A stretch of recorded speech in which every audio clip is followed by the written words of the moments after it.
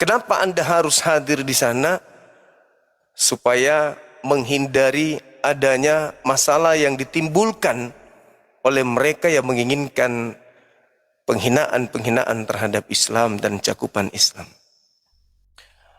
Allah Subhanahu wa taala memberikan kemudian legalitas kepada kita untuk melakukan pembelaan terhadap akidah.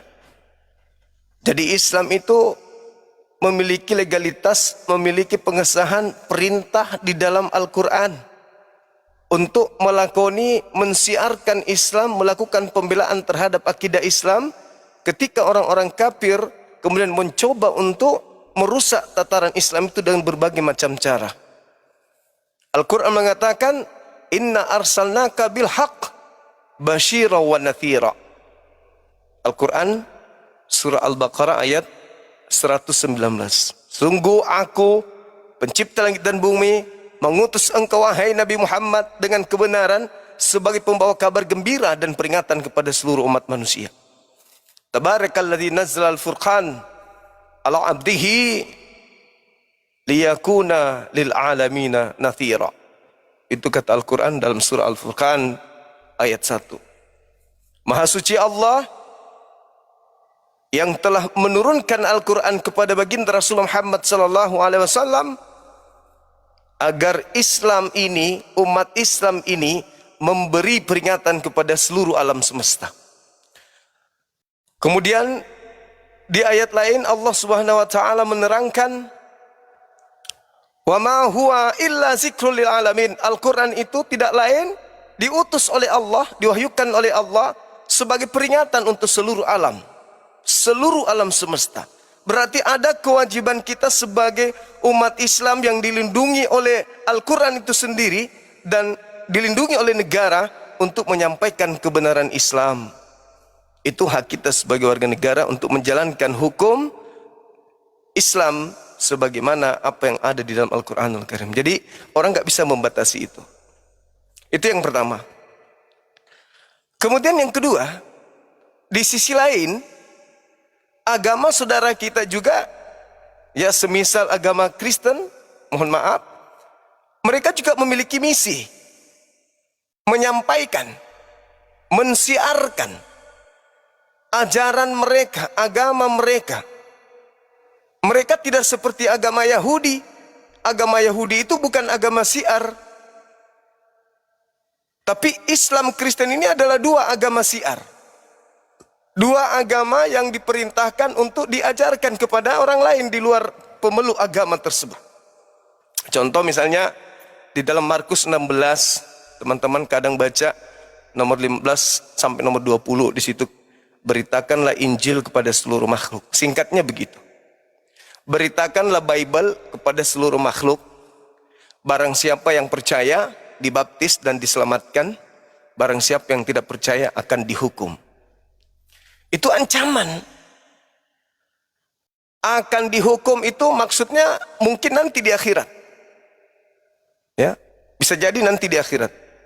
Ya kita kembalikan kepada saudara kita yang memiliki kitab, bagaimana mereka mengartikan itu. Kemudian di dalam Matius 28 nomor 19. Di situ juga diterangkan pergilah ke seluruh dunia, artinya termasuk ke Indonesia. Jadikanlah seluruh bangsa, termasuk bangsa Indonesia, menjadi muridku. Nah, termasuk umat Islam berarti.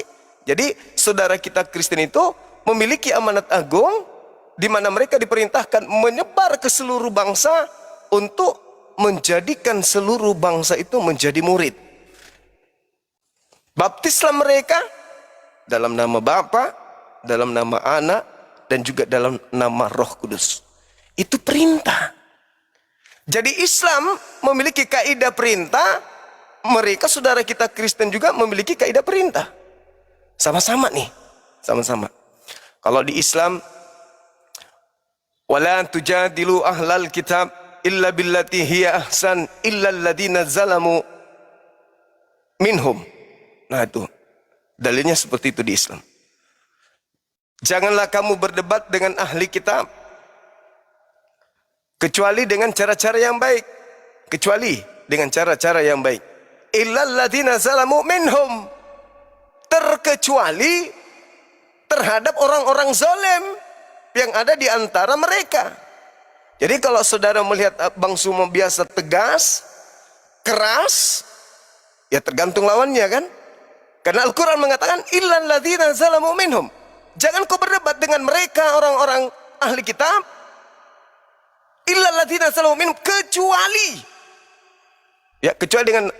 jangan kau berdebat dengan ahli kitab kecuali dengan bai'at, dengan cara yang baik. Illal ladzina zalamu minhum, kecuali terhadap orang-orang zalim yang ada di antara mereka. Itu dalil. Jadi kita nggak bisa diatur nih. Kenapa itu Bang Suma begini? Kenapa? Nggak bisa diatur. Itu agama saya, agama kita yang mengatur itu.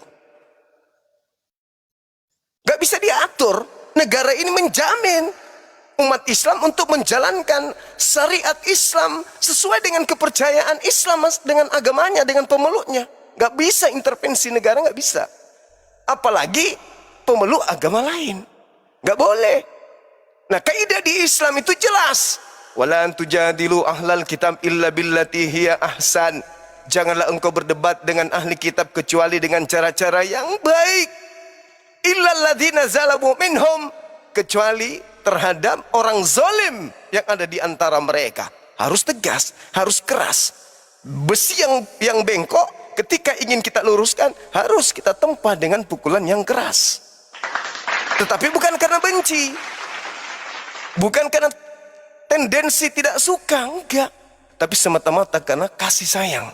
Kita menginginkan mereka lurus, jangan bengkok. Maka ketika mereka hadir, menghujat, menista dan seterusnya, maka tugas kita adalah meluruskan. Lalu kemudian perintah lain dalam Al-Quranul Karim, ud'u ila sabili rabbika bil hikmah wal mau'idatil hasana wajadilhum billati hiya ahsan, kata Allah. Itu kaidah-kaidah tuh di dalam Islam.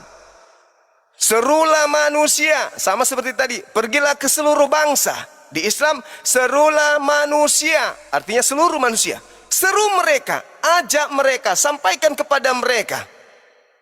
Diseru, kita seru, artinya kita disuruh menyampaikan. Ini perintah dalam Al-Quran, tidak boleh dibatasin. Serulah. Serulah manusia ke jalan Tuhanmu dengan cara yang hikmah dan pengajaran yang baik. Serta berdebatlah. Jadi ada perintah berdebat. Jangan dibatasin. Ada perintah berdebat dalam Al-Quran. Kapan Anda membatasi apologet Islam, berarti Anda membatasi Quran. Kapan Anda membatasi Quran, berarti Anda mencabut hak asasi umat Islam sebagai warga negara yang berhak untuk menjalankan aturan agama masing-masing. Nah, gitu. Jadi jelas di situ dikatakan bahwasanya serulah manusia kepada jalan Tuhanmu dengan hikmah. Berdebatlah mereka dengan cara yang baik. Itu perintah. Jadi saudara Kristen punya kemudian undang-undang untuk menyeru, mengajak seluruh manusia menjadi pengikut Kristus. Umat Islam juga punya undang-undang di dalam kitabnya, serulah manusia dengan jalan hikmah, dengan pengajaran yang baik, dan ajalah mereka berdebat dengan cara yang baik pula. Illal ladzina zalamu minhum.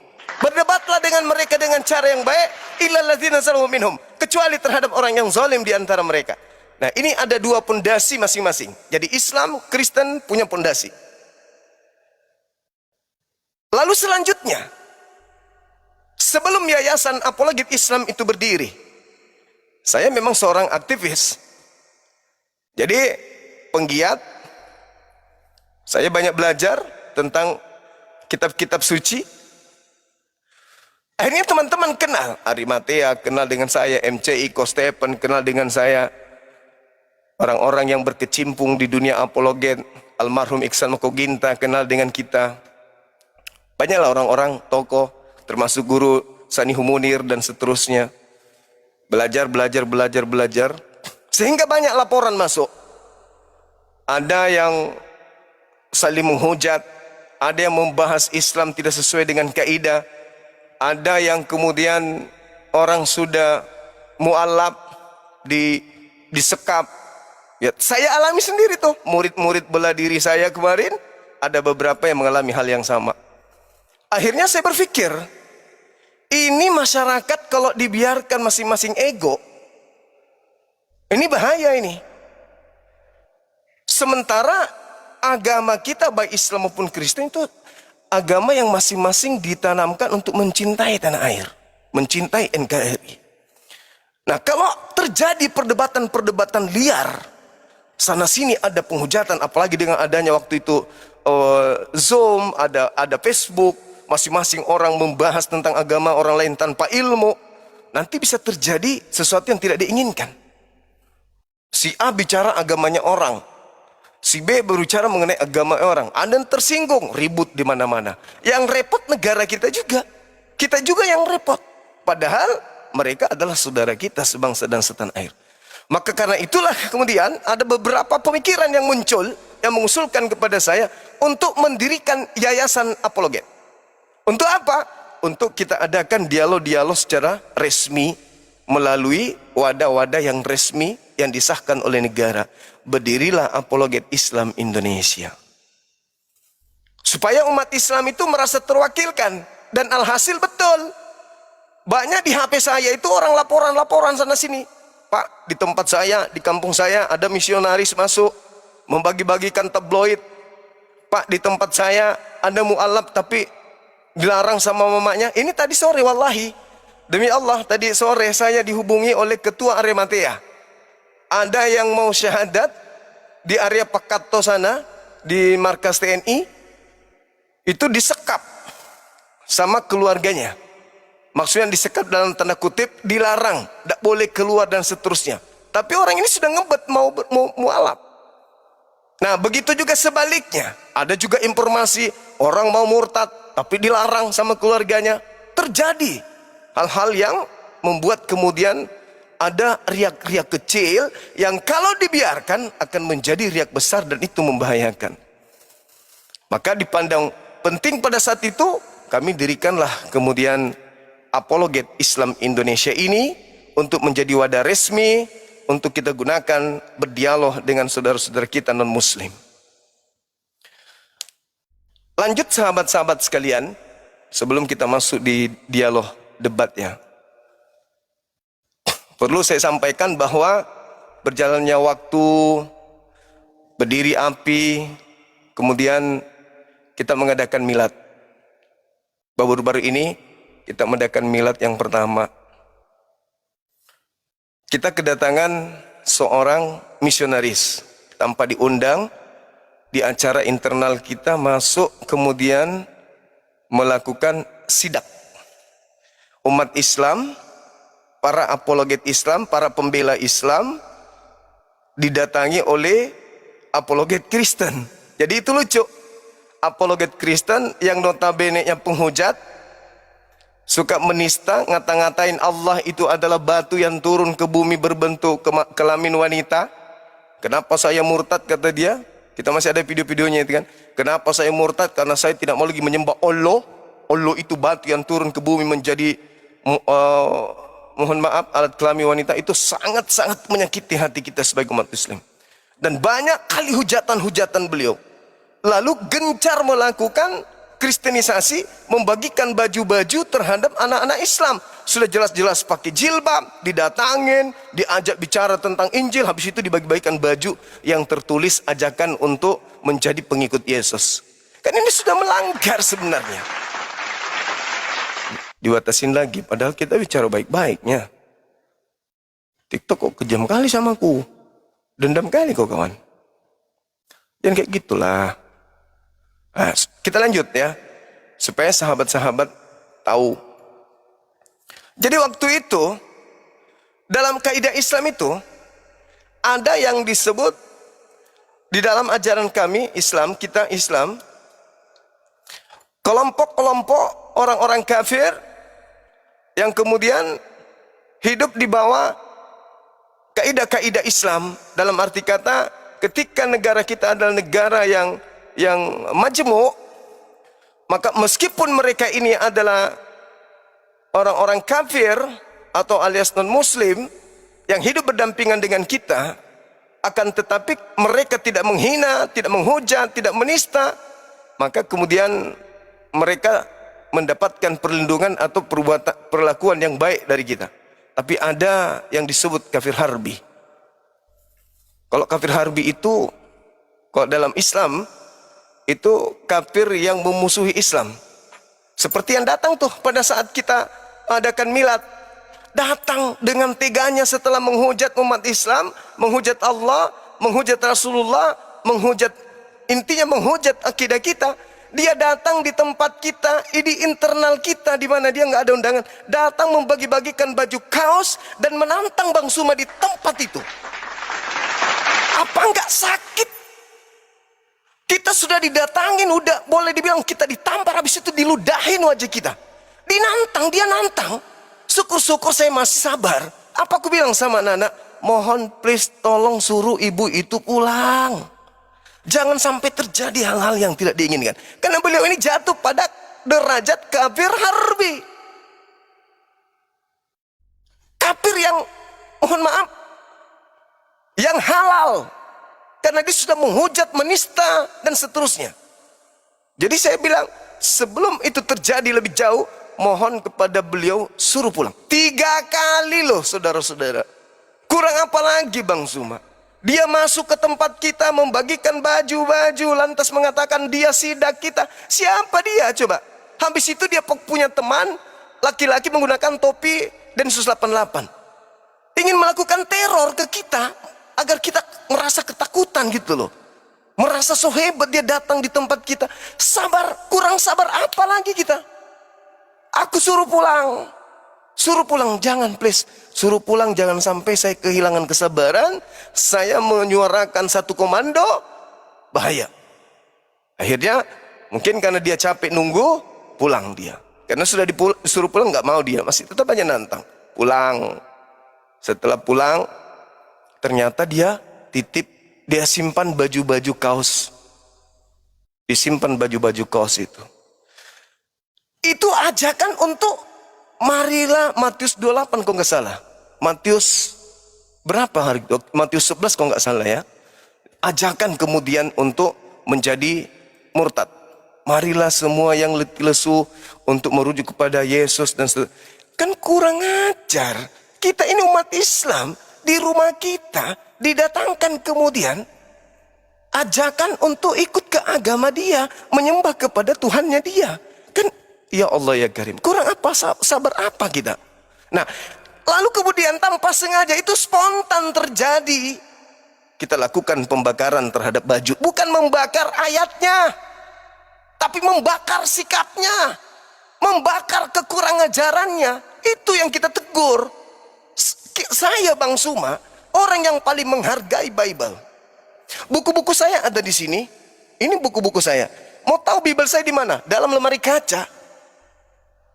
Sudah berapa kali saya tunjukkan di TikTok ini. Bible saya itu di dalam lemari kaca itu berdampingan dengan kitab suci Al-Quranku. Saking kuhargainya kitab itu.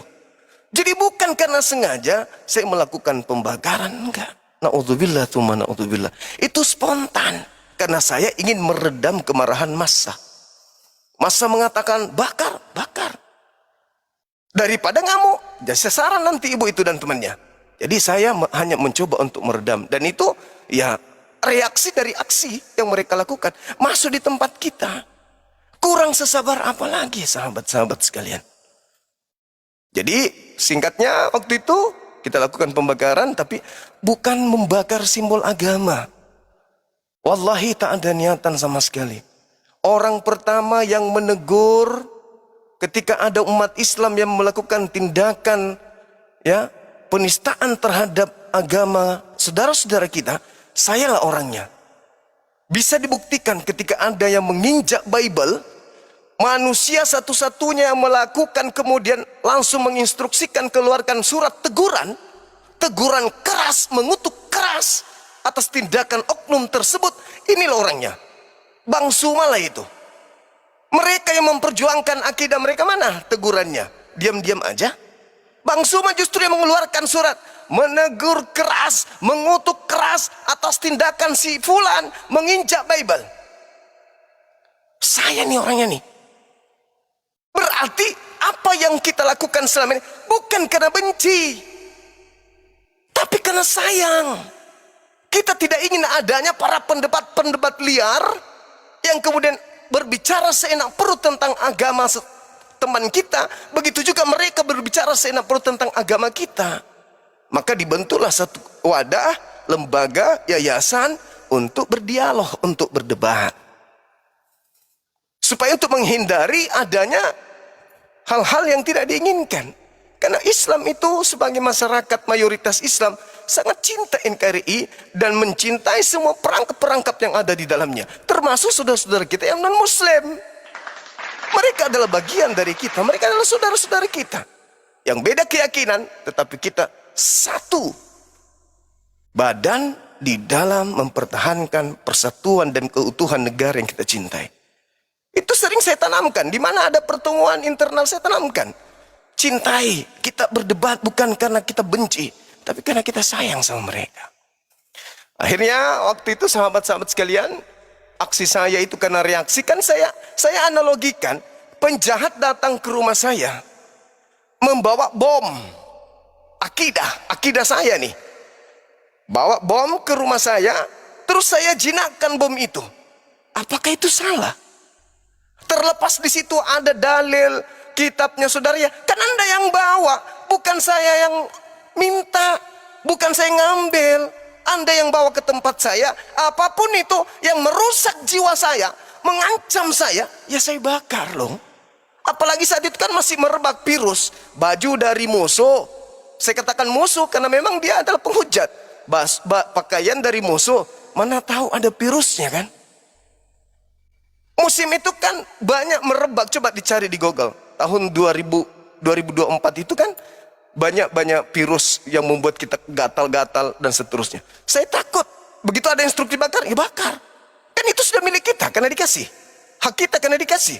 Apapun itu kan sudah milik kita. Masuk ke dalam rumah, dibakar. Saudara-saudara, keberatan dengan aksi itu. Bang Zuma dilaporin ke Polda Sumut. Saya yang korban, saya yang dilapor. Saya jinakkan kemudian bom yang datang ke rumah saya, dengan saya bakar supaya tidak merusak keluarga saya, akidah saya. Saya yang dilapor, saya korban. Jadi maunya saya pelihara gitu. Bom itu saya ambil, saya bawa ke rumah saya, biar meledak mati semua anak-anak saya. Baju itu saya ambil, saya pakai gitu maksudnya. Biar anak-anak saya baca, ajakan untuk menjadi pengikutnya gitu. Kan tadi saya membaca dalil, masing-masing kita memiliki akidah, saudara juga memiliki akidah. Jadi singkat, sahabat-sahabat, ya saya dilaporin. Alhasil, alhamdulillah, inilah kenapa saya makin cinta bangsa ini. Bang Zuma diperiksa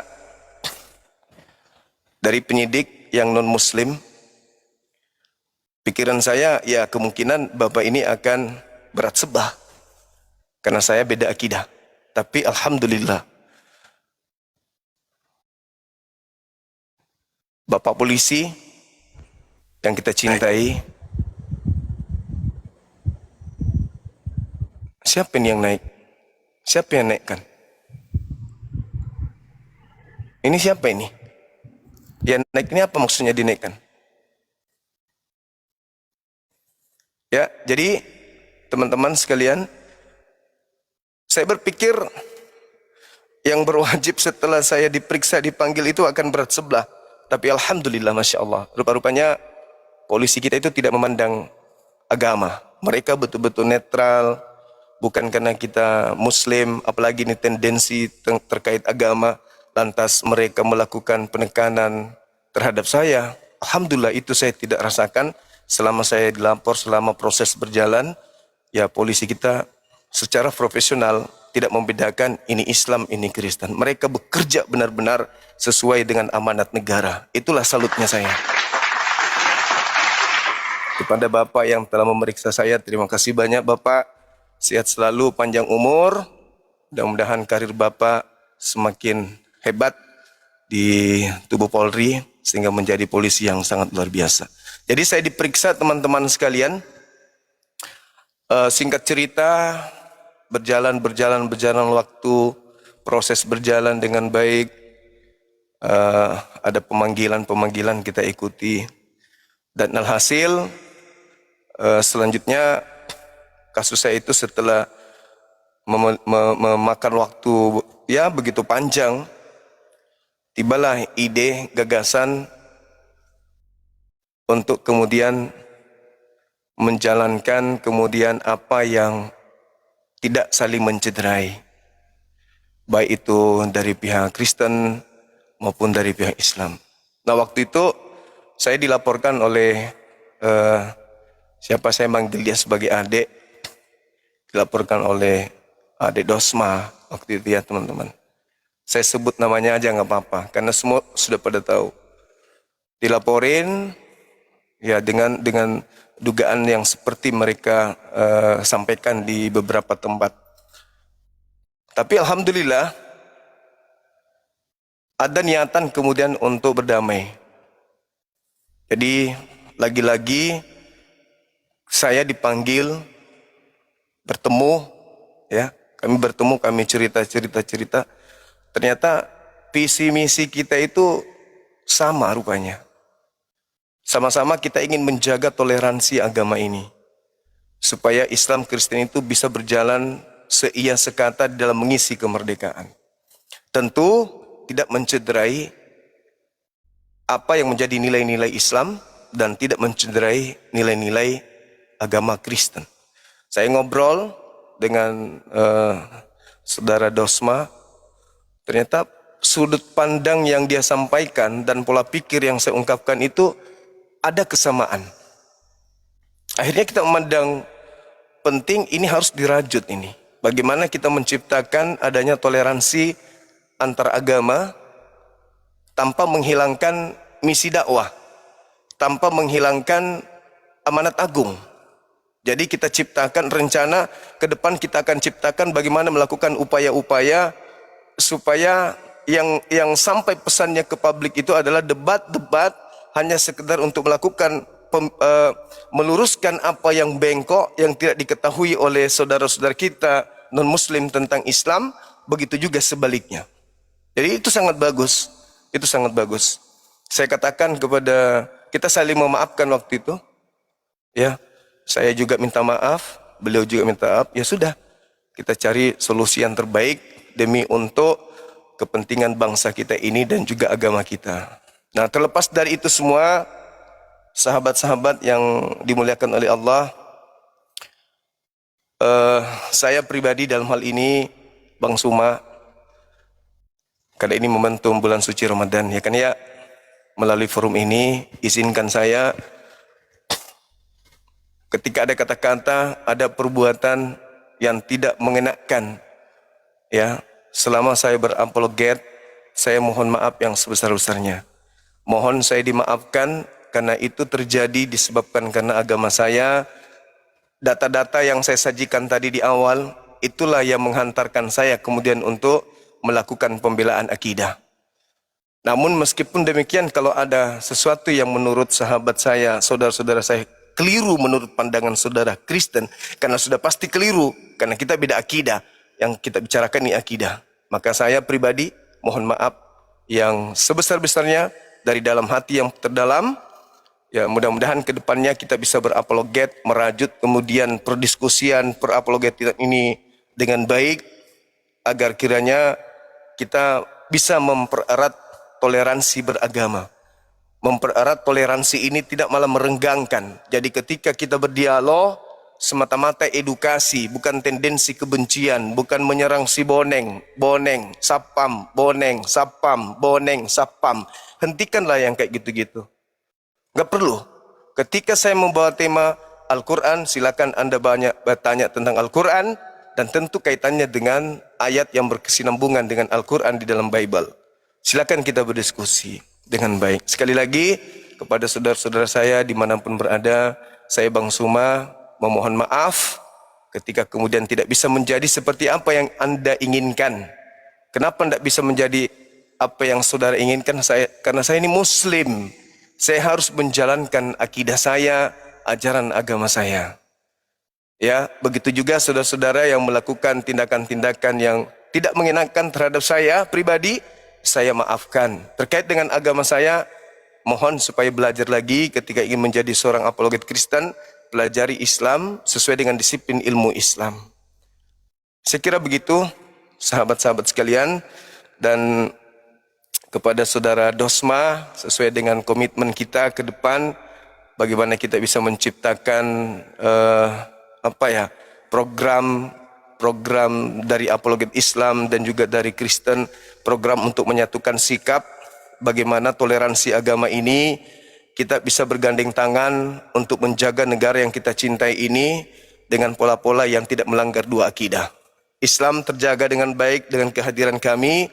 Ya, saudara Dosma juga mungkin bisa mengumpulkan para apologet Kristen, memberikan ya semacam penataran atau pembekalan terhadap mereka, supaya mereka tidak terlalu ekstrim di dalam menghujat, di dalam membahas Islam tanpa ilmu. Saya katakan tanpa ilmu karena Islam itu ketika ingin dibahas harus didahului dengan ikra, kemampuan membaca Quran. Baru bisa kemudian melakukan penafsiran terhadap isi Quran.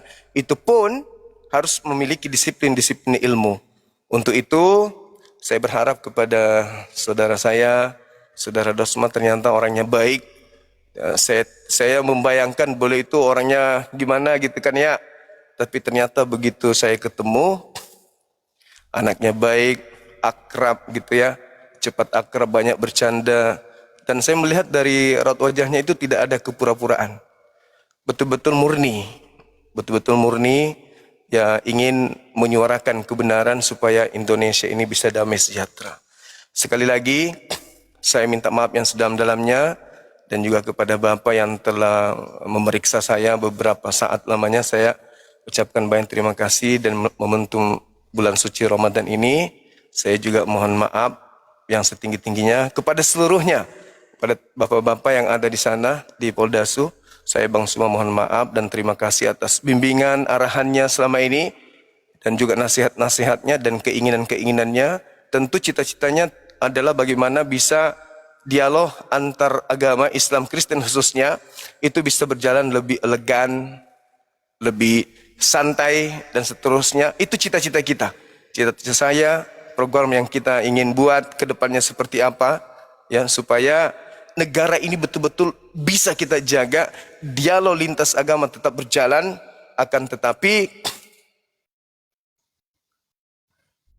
negara tidak tercederai. Persaudaraan sebangsa dan setanah air tidak kita rusak. Saya kira begitu, teman-teman sekalian.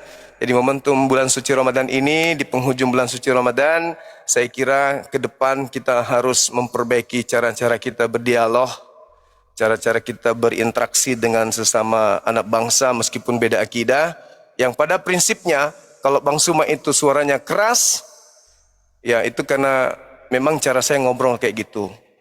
Di dalam berikan pendapat, memang saya orangnya keras. Ya samanya seperti teman-teman kita kan kebanyakan juga dari Sumut ya, yang berapologet mereka juga keras. Jadi kita berharap semuanya bisa berjalan dengan baik. Teman-teman polisi yang ada di Poldasu sehat-sehat semuanya, ya, panjang umur, bahagia bersama dengan keluarga. Saya kira begitu. Dan juga kepada saudara Dosma, kalau ada nonton ini, terima kasih ya. Terima kasih atas saran, atas kritikannya, dan juga terima kasih telah menerima saran saya dan juga kritikan saya, masukan saya, yang sehingga memiliki niatan yang baik. Bagaimana kita menciptakan toleransi antar umat beragama tanpa menghilangkan debat-debat atau diskusi-diskusi. Kenapa? Karena dua agama ini memiliki pondasi yang sama. Islam diperintahkan untuk menyeru, Kristen diperintahkan untuk menjadikan. Ya, kami menyeru manusia, Kristen menjadikan manusia untuk menjadi pengikut Kristus. Jadi masing-masing kita menjalankan misi ini tentu dengan tidak merusak tatanan negara yang kita cintai. Saya kira begitu dari saya. Saya selaku pribadi mengucapkan terima kasih yang setinggi-tingginya kepada kita semuanya, dan juga minta maaf ketika ada kata yang terucap yang tidak seharusnya. Demikian. Assalamualaikum warahmatullahi wabarakatuh. Okay. Selanjutnya kita masuk ke materi kita, materi dialog seperti yang tadi sore kita lakukan ya teman-teman sekalian, di mana membahas tentang kaidah agama atau aturan main agama kita. Kalau di Islam, bagaimana Nabi Isa alaihissalam diajarkan bahwa dia diberkati di mana saja berada, wa barran biwalidati wa lam yaj'alni jabbaran saqiyya. Nabi Isa alaihissalam di dalam Al-Quran berbakti kepada ibunya. Lalu kemudian di dalam salah satu data di Bible, Lukas 11 nomor 27, di situ diterangkan ibu Maria, Bunda Maria, itu juga dikatakan berbahagia karena telah mengandung seorang anak yang bernama Yesus. Jadi masing-masing Islam dan Kristen memiliki pola yang hampir sama. Pembedanya adalah ketika ibu Bunda Maria ini ternyata adalah ibu Tuhan, di mana Yesus adalah Tuhan bagi saudara kami Kristen, di mana Yesus adalah sehakikat dengan Bapa Yahweh katanya. Jadi wajar kalau kita bertanya kepada saudara kita Kristen, karena mereka punya misi jadikanlah seluruh bangsa menjadi Kristen, menjadi pengikut Kristus. Nah, kita bertanya sebelum kita menjadi pengikut Kristus, izinkan kami bertanya, sampai kapan Maria ini akan menjadi ibu dari Tuhan Yesus yang Anda tuhankan, gitu. Intinya itu di situ. Jadi tidak ada tendensi penghujatan sama sekali, hanya ingin mengulas. Sebelum kami menjadi pengikut Kristus, kami mengulas, kami ingin jawaban sampai kapan Ibu Maria atau Bunda Maria menjadi ibu daripada Yesus, dan sampai kapan Yesus ini menjadi anak manusia. Anaknya Bunda Maria yang memang adalah manusia. Yesusnya ini yang katanya 100% manusia, 100% Tuhan. Pertanyaannya, anak Maria, status sebagai anak Maria itu kapan berhenti? Apakah selama-lamanya di kehidupan kekal dia tetap anak manusia, atau ada masa di mana dia berubah menjadi Tuhan itu sendiri? Nah, kita butuh jawaban yang bisa kemudian kita pahami dari saudara-saudara kita non-Muslim, supaya Islam maupun Kristen itu bisa mendapatkan edukasi yang baik. Demikian teman-teman, silakan.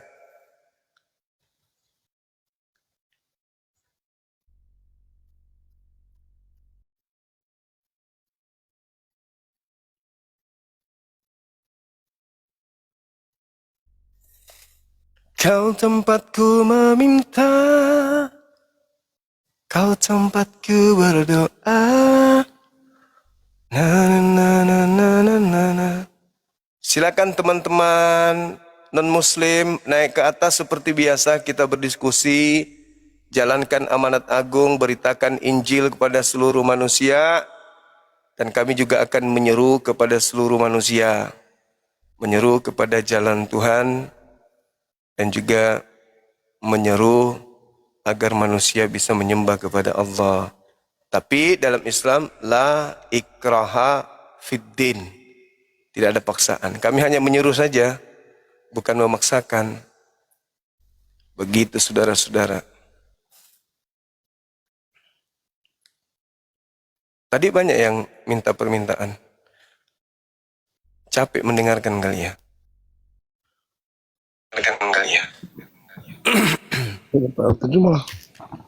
Halo, selamat malam.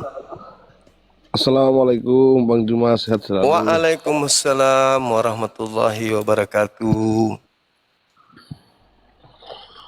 Saya Muslim kakak. Ya. Oke, dari kota mana abang? Saya dari Sulawesi Tenggara, stay di Maluku Utara. Oke, mantap. Kalau kita di sana 40 itu kali dulu. Oh, host moderatornya, moderator. Orang keselak lagi ngomong beliau itu.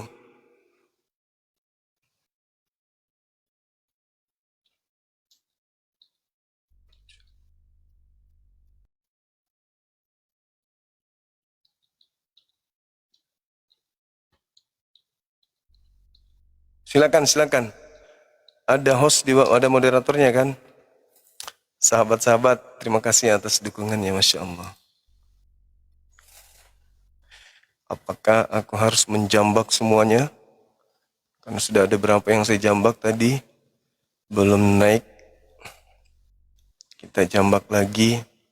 Mudah-mudahan teman-teman kita bisa hadir di sini untuk berdiskusi dengan kita dengan tema yang baik, tanpa ada kebencian, seperti biasa.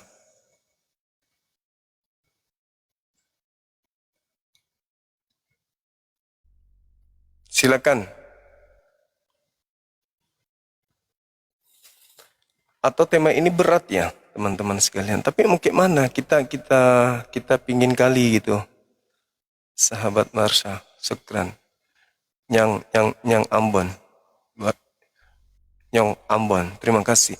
Itu materi yang membuat kami umat Islam itu harus benar-benar paham gitu loh. Umat Islam khususnya itu benar-benar harus paham.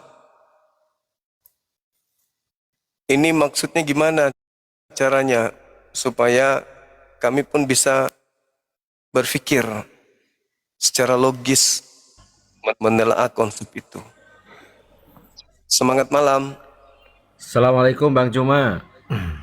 Waalaikumsalam warahmatullahi wabarakatuh. Ya, Saya gimana Bang? Ridwan dari Bandung. Siap. Dikit Ada aja yang mau, bisa kami mau bantu? bertanya. Baik.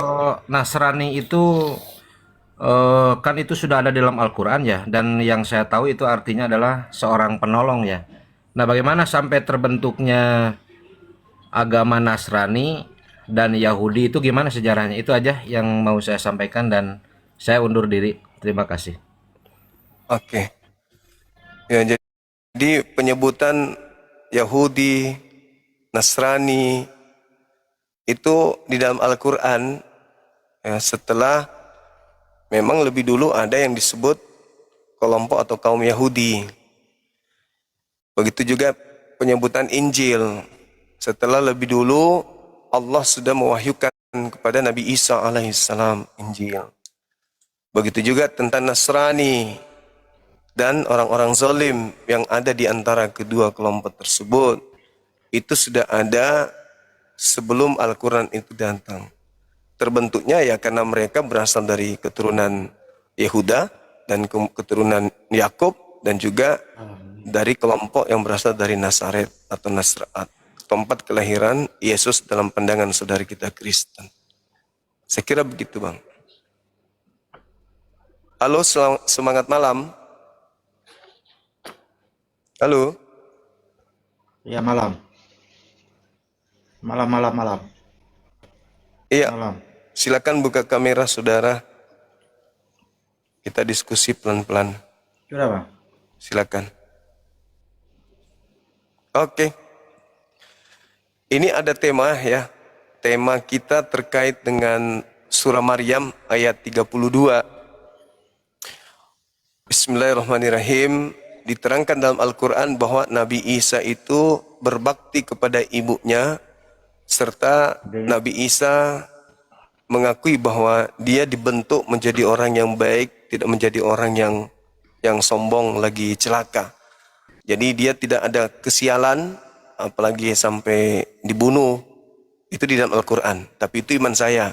Nah, di dalam Bible, di Lukas 11:27, berbahagialah ibu yang mengandung kamu dan apa bilangnya ya? Tapi Isa itu Dan iya, gimana?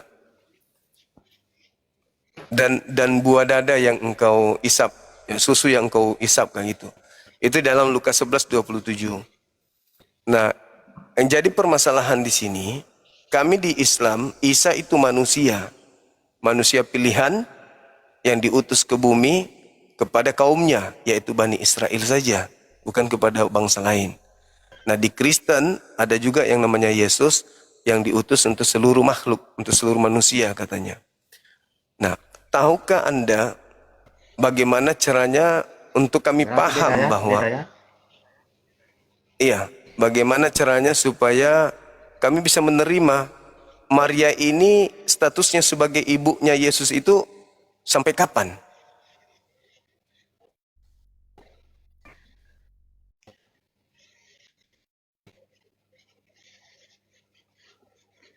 Status Tuhannya Maria. Status Maria sebagai ibunya Yesus itu sampai kapan? Nampak mah.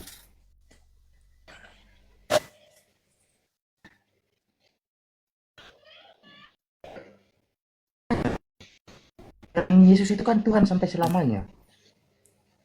Iya, oke, itu iman saudara kita hargai. Tuhan. Maksud saya Maria sebagai manusia, Maria sebagai manusia itu kedudukan dan posisinya sebagai ibunya Yesus itu sampai kapan?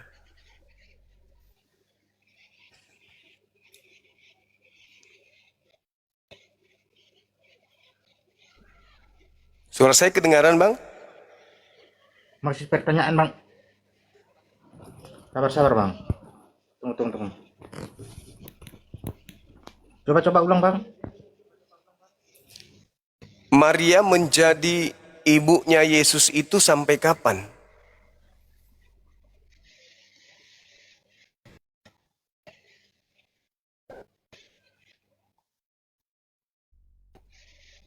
Kan saya sudah jawab. Sampai selamanya. Selama-lamanya Maria menjadi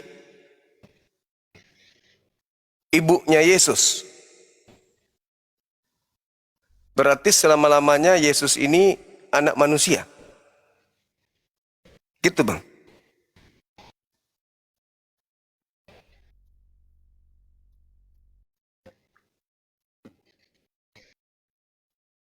Halo? Halo? Kan ada perintah jadikanlah seluruh bangsa menjadi muridku termasuk kami, berarti sebelum kami menjadi murid kami ingin tahu sampai kapan Maria ini menjadi ibunya Yesus. Sahabat Yasmin, syukran. Sahabat yang lain, terima kasih. Masih belum terdengar suara saya, Bang? Sudah, Bang. Sudah. Hujan di sini, hujan. Oke. Iya. Sampai kapan Maria ini menjadi ibunya Yesus? Sampai kapan? Adakah batasan? Karena kalau kita lihat di dalam kitab saudara, Yesus itu Ibrani 13 nomor 8, kemarin, hari ini, sampai selama-lamanya tetap sama, tidak pernah berubah. Itu di dalam kitab Ibrani 13 nomor 8. Nah, sampai kapan Maria ini menjadi ibunya Yesus? Apakah ada batasan? Hanya sampai berapa puluh tahun gitu, setelahnya bukan lagi ibunya. Tidak ada batasan, Bang. Berarti sampai sekarang Yesus masih anaknya Maria. Memang. Bolehkah saya mengatakan berarti Anda menyembah anak manusia? Iya, manusia dalam rokat Tuhan, Bang. Berarti saudara sadar menyembah manusia gitu, anak manusia. Manusia dalam rupa Tuhan. Manusia dalam rupa Tuhan. Manusia dalam rupa Tuhan. Bagaimana maksudnya, Bang? Mungkin bisa dijelaskan. Saya belum bisa terima itu. Manusia dalam rupa Tuhan.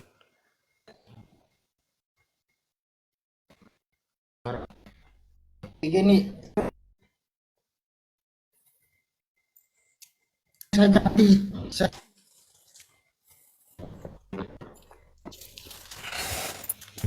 Saya catat, Bang, ya. Manusia dalam rupa Tuhan.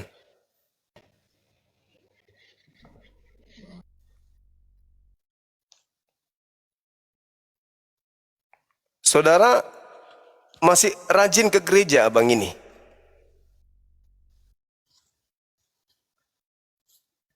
Iya, Bang. Abangku rajin ke gereja. Jangan pelototin saya kayak gitu, Bang. Takut aku, Bang.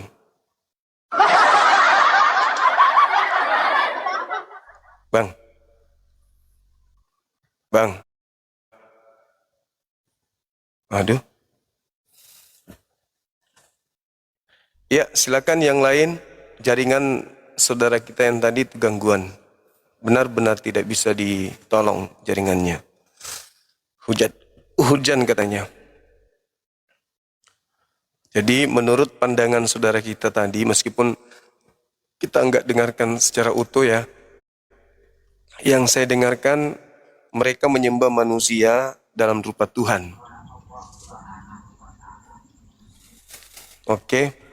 Semangat malam, saudara Opa. Selamat malam, Malam. Bang Zuma. Siap. Dari mana Bang? Katolik, Protestan?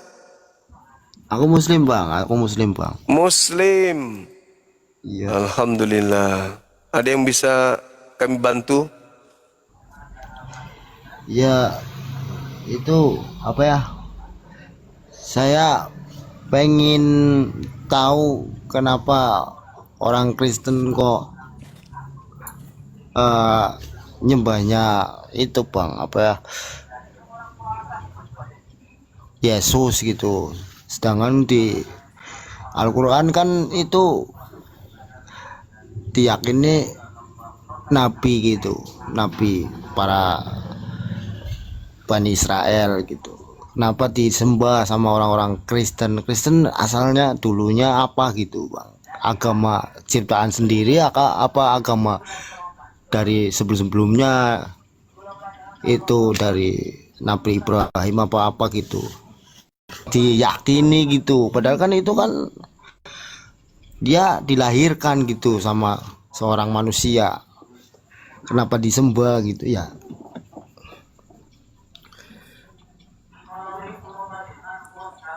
Iya, Al-Quran mengatakan fariqan hada wa fariqan haqqa alaihimud dalalah.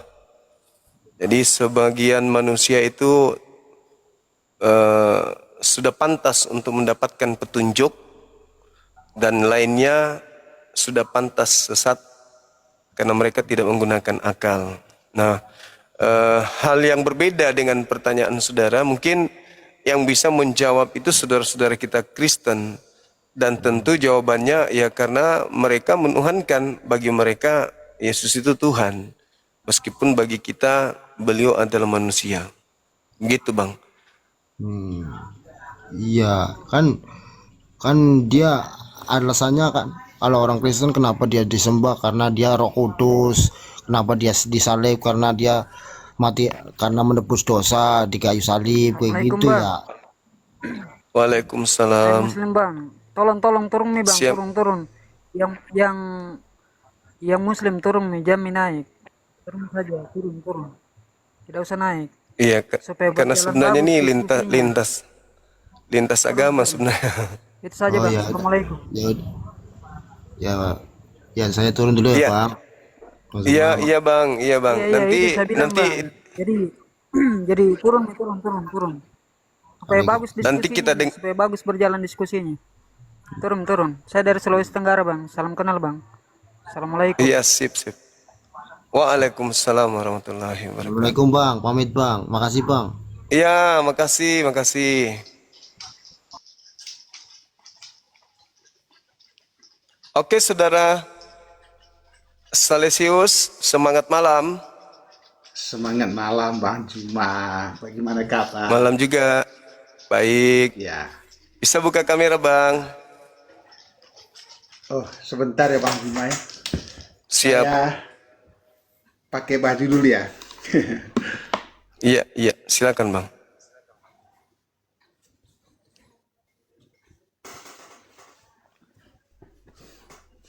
Ya, jadi teman-teman yang penasaran kenapa, tinggal pesan buku Apologet Islam Indonesia ya. Bukunya di situ, insya Allah bisa membantu menjawab. Oke Bang Juma, selamat malam. Siap, malam. Ya. Jumpa lagi kita.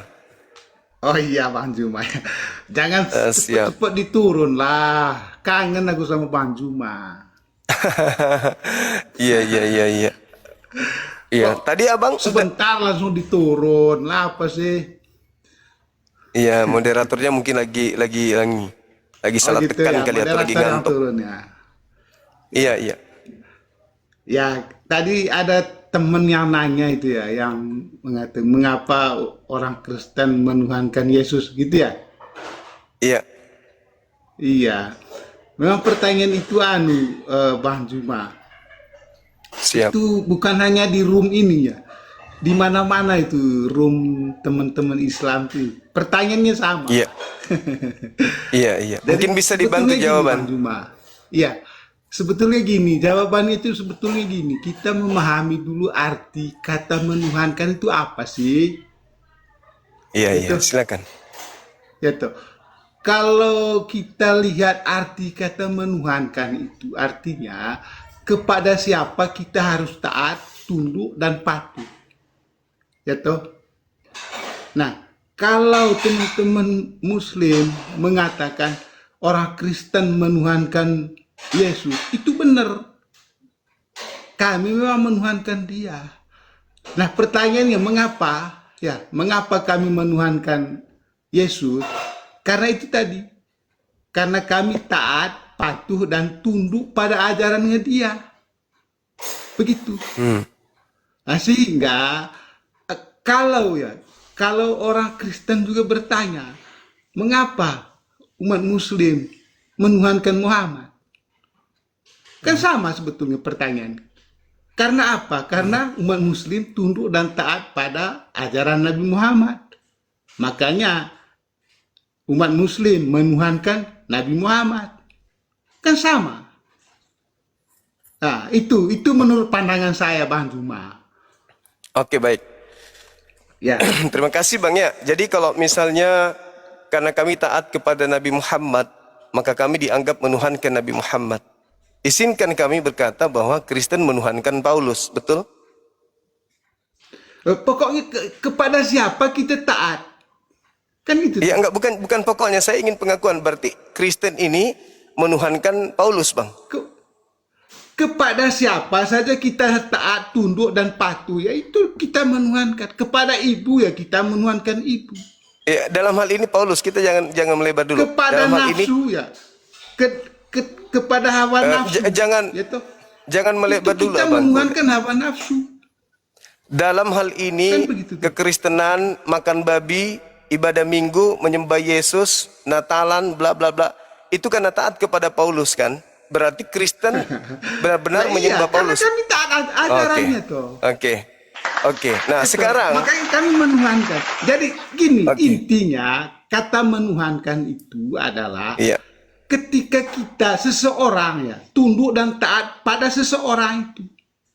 Itu Oke. Jadi bisa. jadi kesimpulannya bisa kita tunduk pada hawa nafsu, bisa. oke. Ya kan? Makanya Jadi dalam pada- Al-Qur'an kan umat Muslim juga kan menuhankan hawa nafsunya. Oke. Kan Jadi Itu clear Kristen menurut saya itu. saya nggak boleh bicara, Bang. Ya silakan. Sorry. Oh, kirain. Kalau nggak boleh saya turun nih.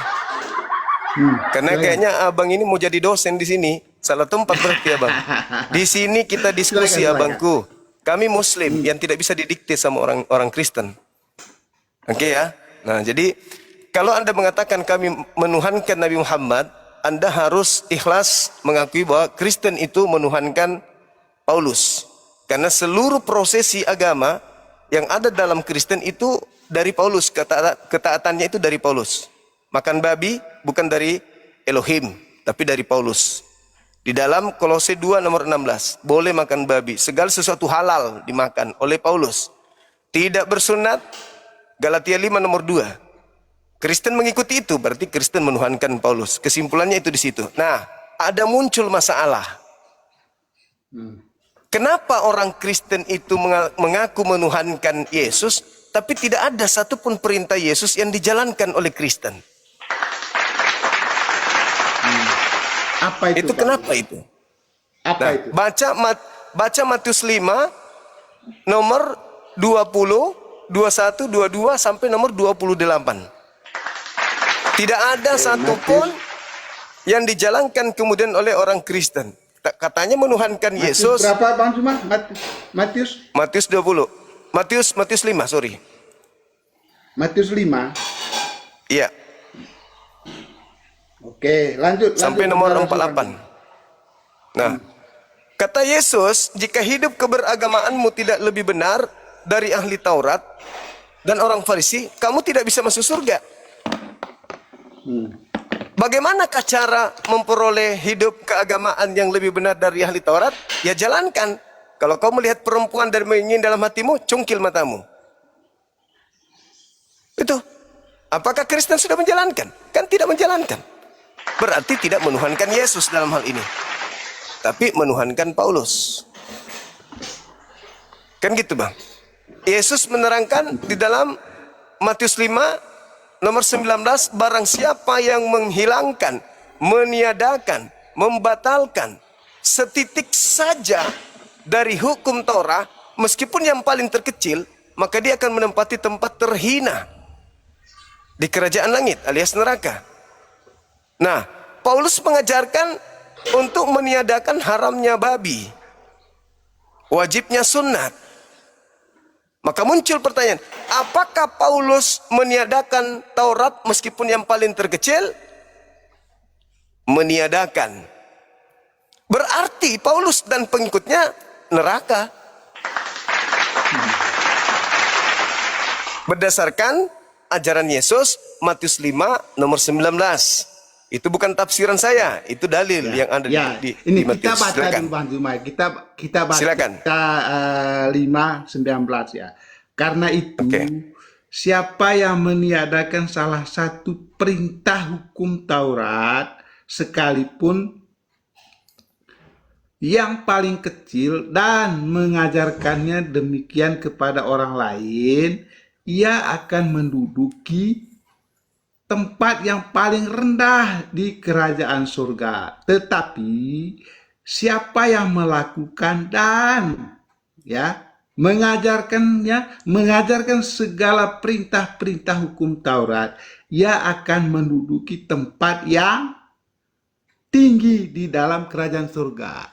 Jadi ini ajaran ini ya Bang Juma, ajaran ya. Artinya Yesus itu dia mengatakan ikuti ajaran Taurat. Gitu. Makanya dia bilang kalau tidak mengikuti ajaran Taurat, maka dia akan mendapat tempat yang paling rendah di dalam kerajaan surga. Tetapi dia mengajarkan untuk mengikuti. Sehingga kita itu mendapat tempat yang layak di surga. Itu maksud ayat itu. Jadi Yesus mengajarkan supaya taat pada hukum Taurat. Kan begitu. Nah, tentang makan babi ya, makan babi terus sunat. Ya. Jadi pertama Bang Juma, sunat ya. Yesus tidak membawa ajaran sunat. Ya. Dia mengikuti sunat itu karena ibunya adalah orang Yahudi, mengikuti adat orang Yahudi. Tetapi dia tidak membawa ajaran sunat, tidak.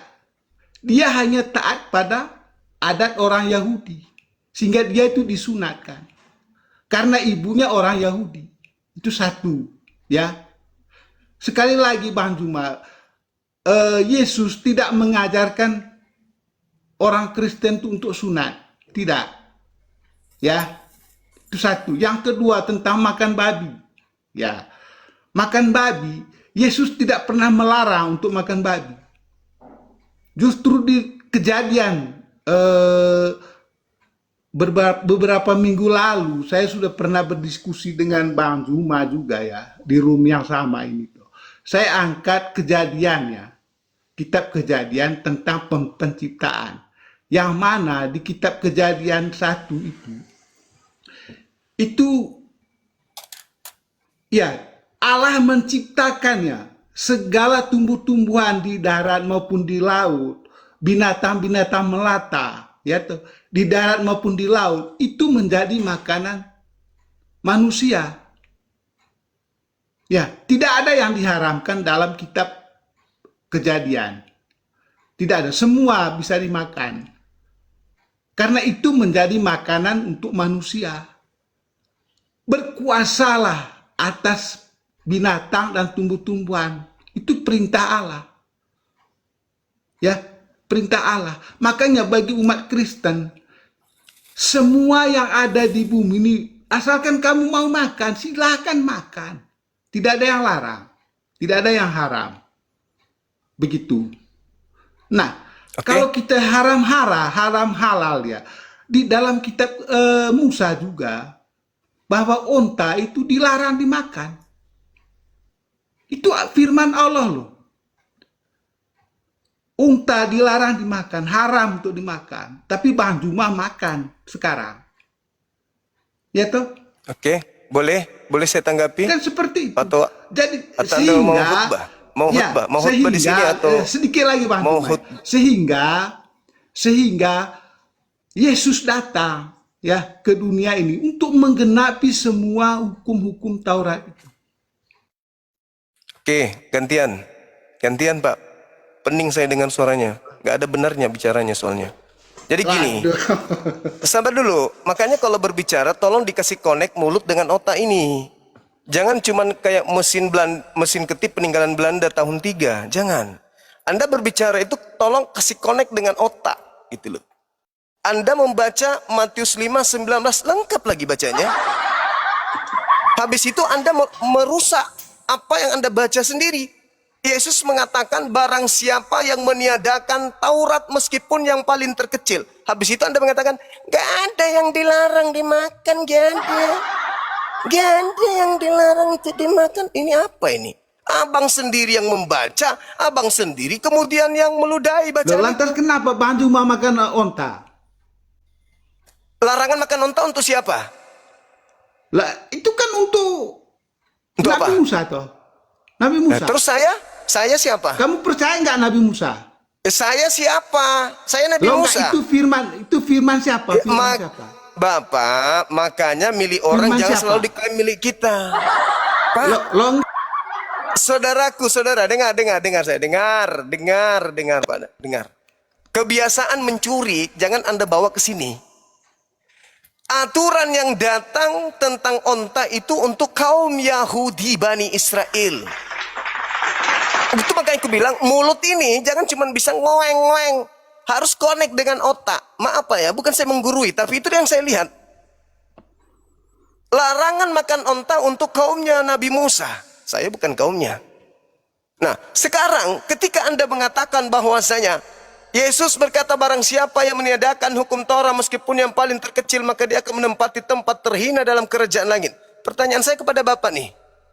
Apakah Paulus meniadakan Taurat meskipun yang paling terkecil? Kalau ya, neraka. Silakan Anda jawab. Kan sudah digenapi oleh Yesus toh. Nah, itu. Iya, Itu. toh. Digenapinya bagaimana caranya digenapinya? Lah, tadi Ketika, kan saya sudah contoh. baca ayatnya. Contoh. Ketika ada larangan jangan membunuh. Penggenapannya dalam ajaran Yesus apa? Jangan membunuh. Atau jangan berzina. Memangnya murid Yesus ada yang membunuh. Bapak, ketika Taurat mengatakan jangan berzina, Yesus datang tidak meniadakan tapi menggenapi. Nah, penggenapan dalam ajaran Yesus jangan berzina itu apa? Lah, iya memang nggak boleh berzina. Penggenapannya itu Taurat, jangan berzina itu Taurat. Sekarang penggenapan daripada Taurat itu apa dari Yesus? Jangan berzina. Ya itu ajarannya itu tidak boleh berzina. Ya, Artinya itu kan- Taurat. Itu Taurat. Sekarang penggenapan dari Yesus apa? Setelah dia datang menggenapi itu seperti apa? Oh, tentang berzina. Iya. Kan Yesus mengatakan jangan berzina. Bukan Yesus, salah ente. Itu ajaran Taurat jangan berzina. Nah, Yesus datang kemudian menggenapi ajaran jangan berzina itu apa? Berzina. Ketika digenapi jangan berzina menjadi berzina lah gitu. Loh gimana? Ketika Yesus datang menggenapi, jangan kau menyangka aku datang meniadakan hukum Taurat. Sesungguhnya aku datang untuk menggenapi. Apa itu menggenapi? Melengkapi. menyempurnakan. Nah, ketika Iya. ada larangan jangan berzina, penyempurnaan jangan berzina dalam pandangan Yesus itu apa?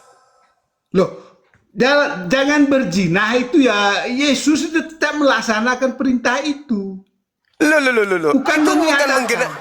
bukan menyediakan, tapi menggenapi. Meniadakan. Nah, penggenapannya apa? Menggenapkannya itu kan ada hukum 10 hukum Taurat kan ya. Saya nggak Gitu, tanya ada itu. 10 hukum. Terus Saya dia nggak tanya genapi dengan hukum kasih. Kasihilah musuh.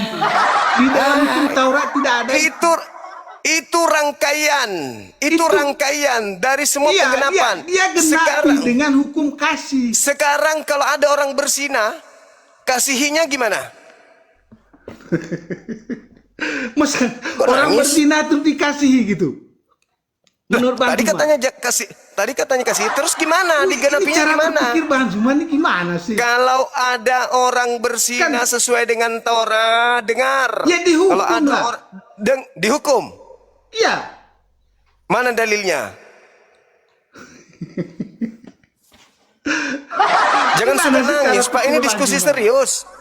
Ini diskusi serius. Dalam agama Kristen kalau ada berzina hukumnya apa? Loh, dihukum lah. Dalil. Oke, orang yang berzina ya. Dia Ya, tidak silakan. mendapat kerajaan di surga. Dalil.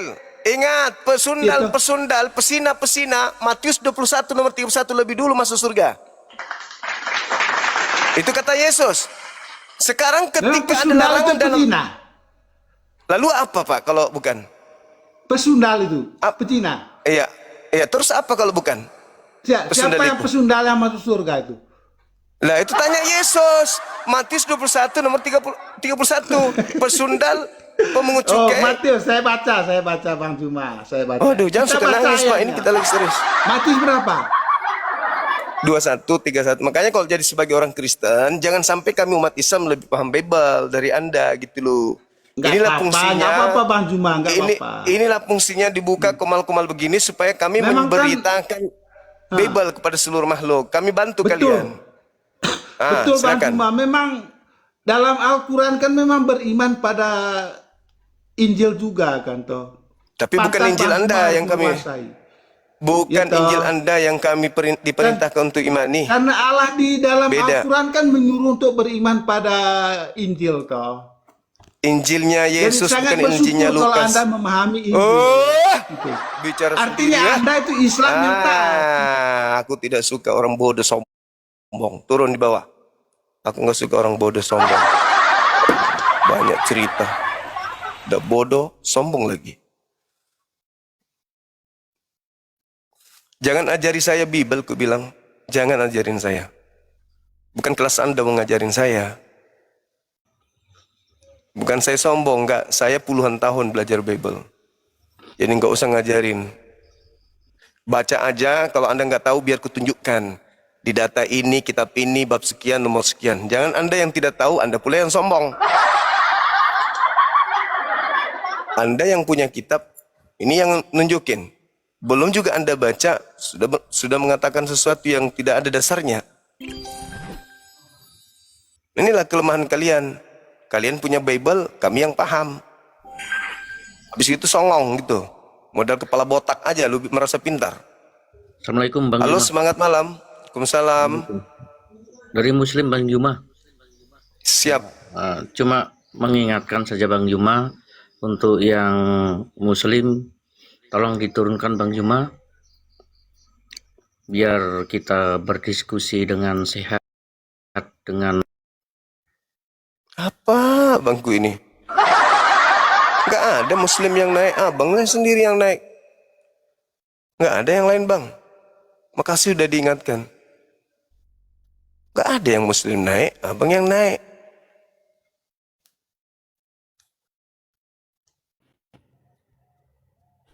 Assalamualaikum. Halo, semangat malam. Ya, assalamualaikum. Waalaikumsalam. Saya Muslim bang, yang oten aja bang. Oh iya siap. Makasih bang ya. Salam kenal bang ya. Ya. Nggak mau nasihatin juga yang lain supaya jangan naik.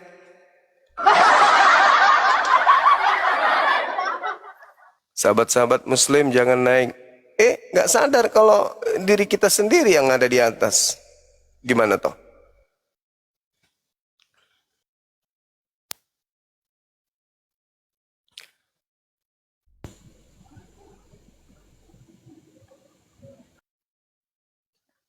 Halo, selamat malam. Halo. Malam. Ya, jumpa lagi ya Bang. Masya Allah. Sehat? Iya, kasihan. Ya dari tadi saya lihat saudaranya seimannya Bang Juma yang naik, tapi ngomong jangan dinaikin, naik-naik jadi lucu. Hiburan. Hiburan, betul-betul. Oke, kakek salto Mungkin monitor. Sorry, kepencet bang, kepencet. Sorry. Oke, thank you saudara. Salam kenal ya, sehat terus. Posisi. namanya juga salto. Ke salto. itu. Salto. Oke Bang, Mungkin silakan dia masih kangen tema Bang yang Juma. semalam. Iya, pasti itu. Ya kalau itu kita akan udah clear, maksudnya mungkin pengikut Bang Juma itu pada kangen. Kemarin juga kan bilang khusus muslim dibuka seminggu sekali gitu. Diladenin aja. Iya. Tadi sore sudah.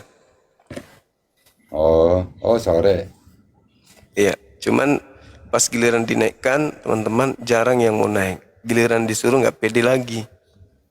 Begitu, saudara. Oke, silakan Bang, kita bahas tema ini.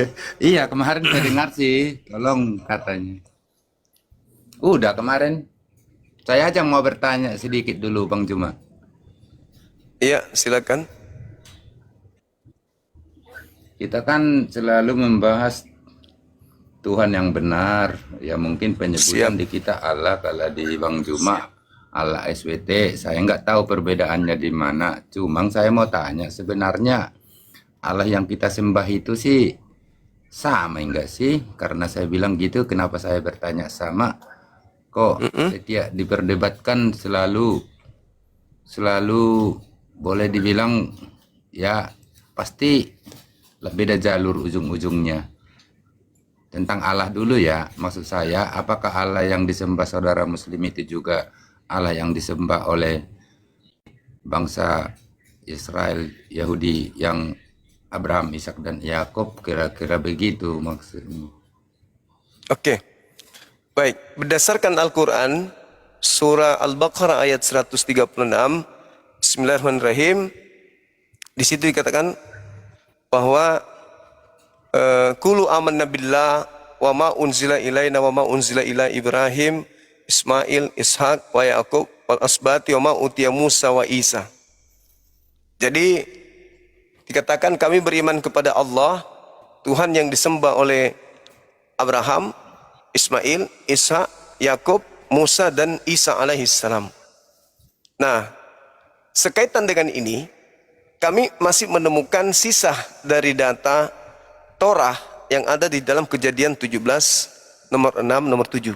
Aku akan mengadakan perjanjian kekal antara engkau wahai Abraham dengan anak-anakmu dan keturunanmu, bahwa aku akan menjadi Tuhan mereka untuk selama-lamanya.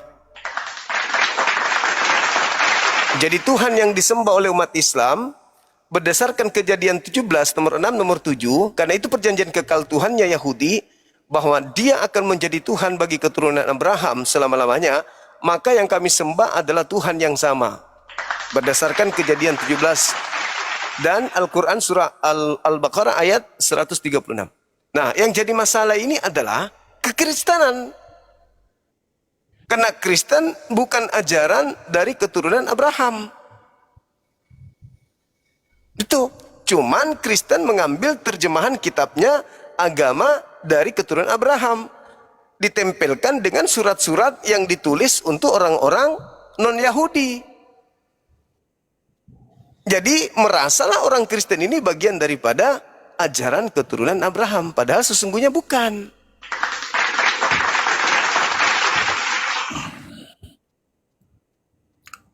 Orang Yahudi Tapi kan tidak kita di khotbah ya memang maksudnya ditempelkan itu seakan-akan tidak resmi. Maksud saya gini, kita khotbah kan tergantung minggunya minggu apa.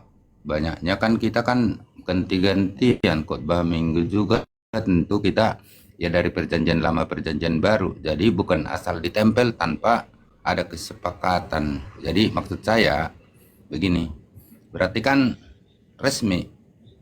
Itu kalau asal kita tempel namanya menyolong. Kan banyak yang berstatement nyolong.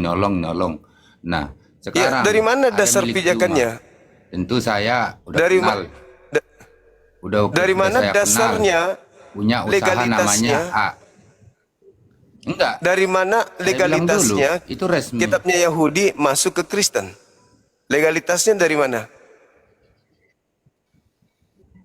Ya itu kan milik Tuhan, Maha Pencipta, tentu kemana aja itu disebarkan, ya kalau diberitakan, begitu tentu bisa. Tentu mobilnya orang kita bisa Kristen kuambil dong. menerima. Mobilnya orang bisa kuambil dengan mengatakan itu kan milik Tuhan. Nama usaha Bang Juma enggak bisa beda. Kalau Hukum manusia Taurat kan itu miliknya hanya miliknya untuk Bani sendiri. Israel. Kalau Tuhan itu dia pemilik semuanya. Maksud saya gini. Ya saya ikutin aja arahnya. Tentu keselamatan datang dari bangsa Israel Yahudi gitu tuh. Keselamatan datang dari situ. Diakui nggak sama Bang Juma keselamatan datang dari situ? Karena nabi-nabi, para nabi dari sana semua. Enggak. Akhirnya Yesus Kristus. Dulu kalau kira-kira Bani begitu gambaran Israel sama. dulu, Biar satu statement kita. kalau orang Israel, Bani Israel dulu memang bangsa pilihan. Tapi mereka selalu melakukan pembangkangan demi pembangkangan terhadap para nabi. Maka Tuhan meninggalkan mereka. Dan Tuhan kemudian memberikan kepada keturunan Nabi Ismail ajaran selanjutnya.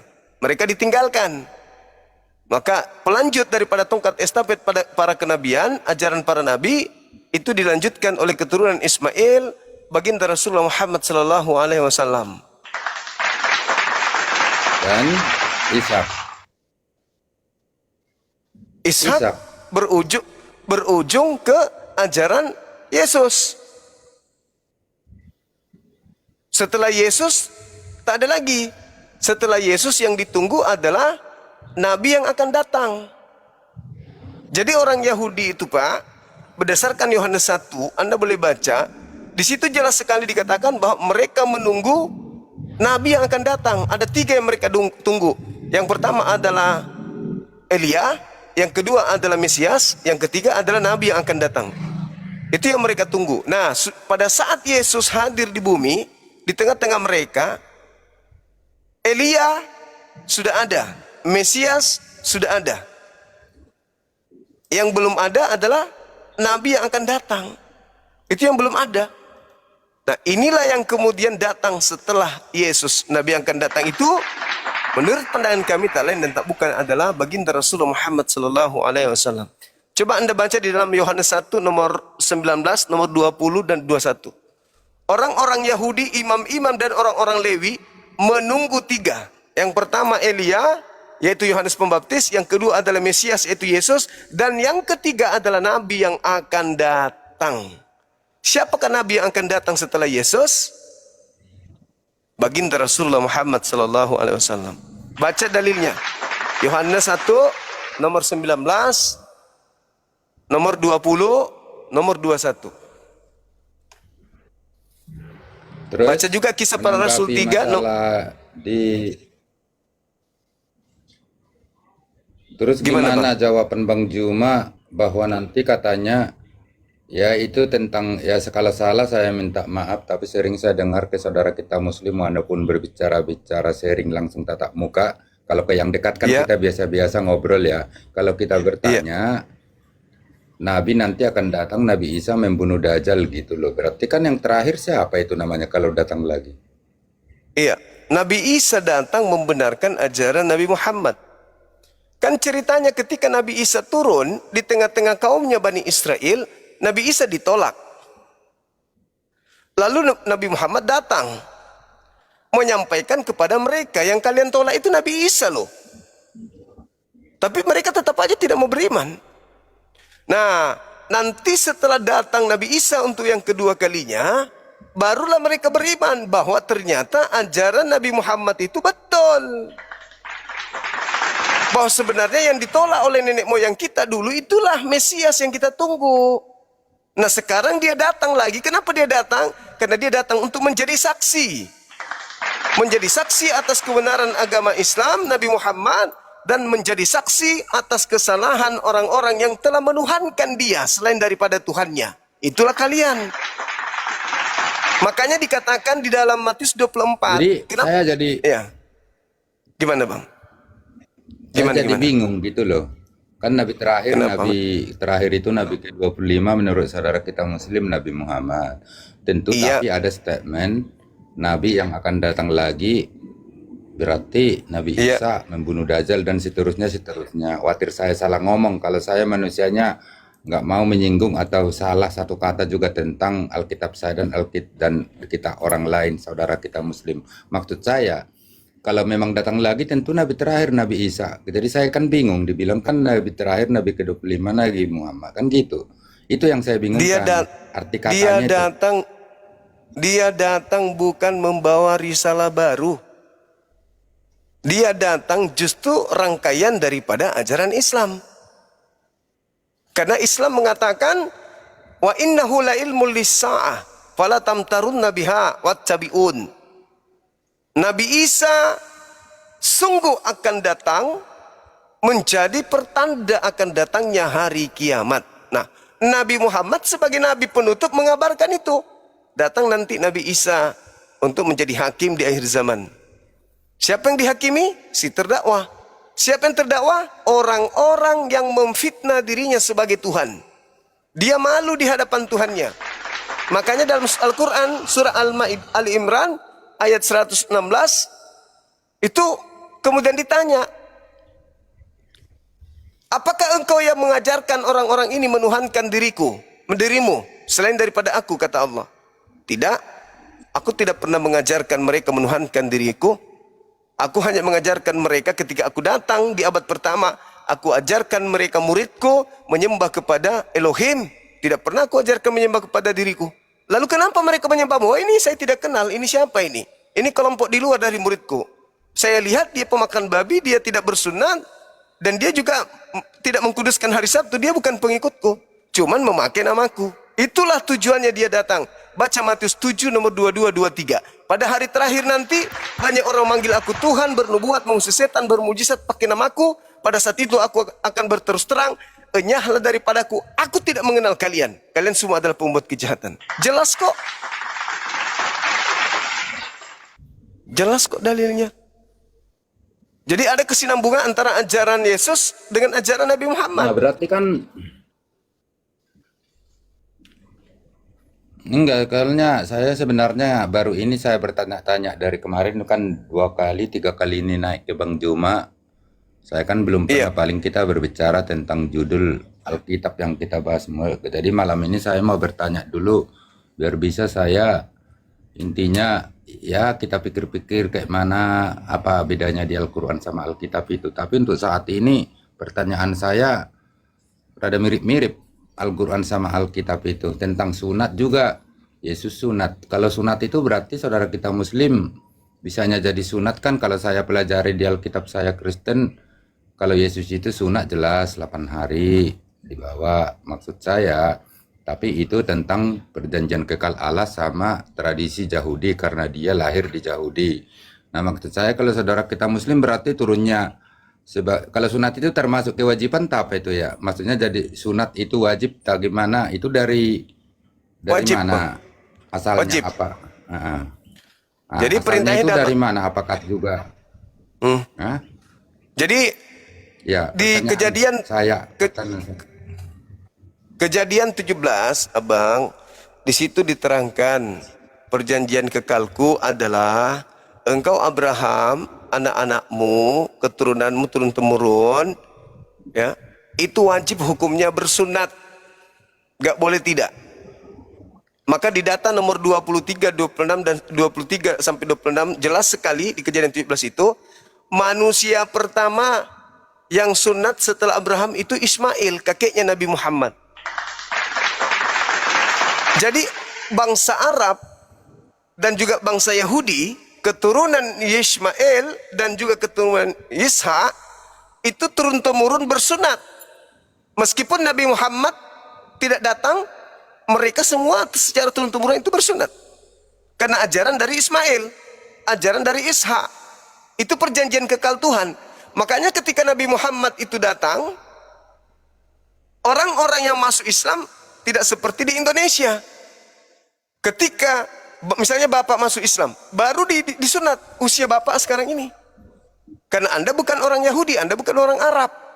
Tapi kalau orang Arab, Islam datang melalui Nabi Muhammad ataupun tidak datang melalui Nabi Muhammad, mereka secara keturunan adat istiadat dari Nabi Ibrahim, Abraham, kakek mereka, mereka sudah sunat. Makanya tidak ada yang disunat pada saat masuk Islam. Nabi Muhammad datang, akhirnya teman murid-muridnya, sahabatnya, kemudian Abu Bakar, kemudian masuk Islam, disunat dulu. Enggak.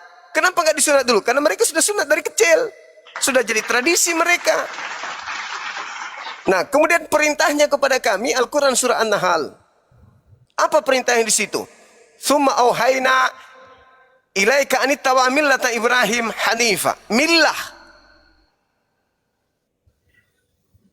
Jadi kalau dalam tradisi Yahudi namanya Berit millah, perjanjian sunnat. Berit millah, millah itu sunnat bagi mereka. Nah, di Al-Quran ada itu. Surah An-Nahl ayat 123. Tsumma auhayna ilaika anittabi'a millata Ibrahim hanifan. Ikutilah ajaran Nabi Ibrahim yang lurus. Apa ajarannya? Sunnat. Maka Nabi Muhammad mengajarkan umatnya yang tertulis di Alkitab. Ibrahim itu maksudnya yang di Alkitab itu Abraham kan? Iya, betul. Iya, makanya saya bilang mirip-mirip sebenarnya kalau ditelusuri ya. Makanya maksud saya berarti dari milah Ibrahim maksudnya dari Abraham gitu loh. Gitu tak? Iya, betul. Kan itu perjanjian Tuhan, Pak. Di dalam Kejadian 17, perintahnya sunat, wajib. Anakmu, keturunanmu secara turun-temurun. Kita nggak bisa membatasi itu. Nggak bisa membatasi. Kalau berarti dari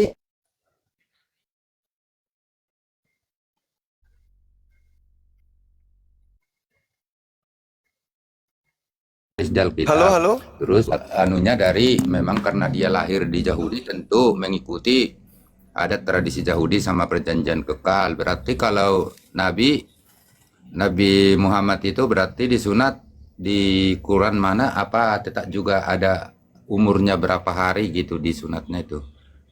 Bangsa Arab itu disunat dari kecil, mereka disunat. Sudah menjadi tradisi perjanjian kekal dari kakek mereka Nabi Ibrahim. Itu nggak bisa kita ganggu gugat. Itu perjanjian kekal mereka dengan Tuhan. Orang Yahudi, orang Arab tidak bisa kita ganggu tentang sunatnya. Itu perjanjian Tuhan dengan Abraham dan keturunannya. Keturunannya itu ada dua, bangsa Arab, bangsa Yahudi. Kita bukan. Jadi kita nggak bisa mencampuri itu, urusannya dia. Mau sunat, jelas itu sudah menjadi perjanjian kekal. Nah, setelah di luar mereka keturunan Ismail, lahirlah Islam dengan Nabi Muhammad. Nabi Muhammad sebagai pembawa agama Islam mengajarkan umatnya untuk bersunat. Kami ikut. Di Yesus, pengikutnya semuanya sunat. Tapi ada Kristen nebeng di sana nempel. Tapi Kristen tidak sunat. Inilah yang diusir nanti. Karena memuji Yesus, tapi mempraktekkan bukan ajarannya. Cuman mulutnya doang. Cuma nama Yesus aja yang mereka pakai. Tapi pekerjaan-pekerjaan Yesus mereka nggak gunakan. Makanya diusir. Berarti tertulis di mana itu? Saudara kita Muslim disunat atau Nabi lah, Nabi yang diikuti kalian. Kita kan telah tertulis. Nah, didaftar dibawa sama ibunya umur 8 hari. Kalau di saudara kita Muslim, kurang paham juga ya, di Quran mana, ayat apa gitu loh. Bisa kita pelajari, ya. Ali Imran nambah ayat ilmu kan 31. apa-apa, jadi berapa? Ali Imran ayat 31 perintahnya Qul in kuntum tuhibbunallah. Katakanlah kepada manusia, wahai Nabi Muhammad, jika mereka mencintai Allah, jika mereka ingin dicintai Allah dan dosa-dosanya diampuni, fattabi'uni. Suruhlah mereka mengikuti kamu. Nah, Nabi Muhammad memerintahkan kami bersunat. Salah satu dari fitrah itu adalah memotong kulub, sunat. Makanya umat Islam itu sunat semua. Karena itu perintah Nabi Muhammad yang pertama. Yang kedua, Nabi Muhammad itu menyatakan salah satu keutamaan yang Allah berikan kepada aku adalah aku lahir dalam keadaan sunat. Dari mulutnya sendiri. Nabi Muhammad SAW mengatakan salah satu keutamaan aku lahir dalam keadaan sunat. Sedangkan Yesus tidak pernah mengakui kan Pak? Yesus tidak pernah mengakui kalau dirinya sunat kan? Dengan mulutnya sendiri Yesus tidak pernah mengatakan bahwa Kurang Iya, paham dengan maksudnya aku lahir dalam keadaan sunat. Maksudnya kayak mana itu? dia lahir sudah tidak memiliki kulub. Maksudnya sunat, maksudnya bukan kayak sunat di tradisi Yahudi itu, berarti di sunat Iya. gitu di. Betul. Anda baca di hadis tapi ini Tirmizi, baru saya dengar. hadis Tirmizi ayat Dengar 101. Salah Bentar satu dulu, Bang keutamaan Juma. Berarti enggak, biar lurus. Ini saya mah apa adanya kalau ngasih tahu alamat juga berani karena saya dekat sini sama Nandar juga. Tadi Cirebon lihat piti-piti saya itu kan mobilnya. Maksud saya gini, kalau saya di sini dekat semua saudara kita Sunda. Bahkan saya sendiri sampai 5 orang saudara kita Sunda beragama Muslim udah biasa berbagi-bagi ilmu tentang Alkitab sama Al-Quran. Jadi pernah saya tanya gitu, bukan kayak gitu dibilangnya disunat sama kakeknya katanya kalau nggak salah. Kalau saya salah dimaafkan ya namanya ya. Dibilangnya Abdul Muthalib apa? Abdul Muthalib gitu loh. Tapi disunat kakeknya kan berarti kan bukan kita bawa lahir disunat kakek. Kalau Bang Juma bilang kita bawa lahir tentu yang boleh. lahir udah bersih. Nah itu kalau saya berbicara apa adanya, pokoknya saya kalau Bang Juma berbicara sama saya selalu yang saya takutkan adalah Tuhan. Kalau manusia gampang dibohongin, itu kenyataan nyata saya berbicara gitu loh. Ya, jadi ceritanya gimana itu? Jadi Nabi Muhammad lahir nih dalam keadaan sunat. Lalu kemudian kakeknya melakukan syukuran. Nah, itulah pada saat syukuran itulah dirangkaikan dengan acara sunat, meskipun tidak disunat. Karena sudah menjadi tradisi orang Arab, anaknya lahir, mereka bikin pesta syukuran. Pada saat Nabi Muhammad itu lahir tidak disunat, masa nggak disyukurkan? Tetap aja melakukan syukuran dengan alasan disunat. Padahal Nabi Muhammad itu dengan mulutnya sendiri mengatakan, aku lahir dalam keadaan sunat. Ada beberapa dalam tradisi Yahudi, nabi-nabi mereka yang lahir dalam keadaan sunat. Daud, Musa, Abraham, Adam. Mereka juga akui bahwa mereka lahir dalam keadaan sunat. Jadi ketika Nabi Muhammad SAW, kakeknya melakukan akikah, syukuran atas lahirnya cucunya, sekaligus itu dirangkaikan dengan acara sunat, meskipun tak ada prosesi sunat di situ, sebab cucunya sudah lahir dalam keadaan sunat.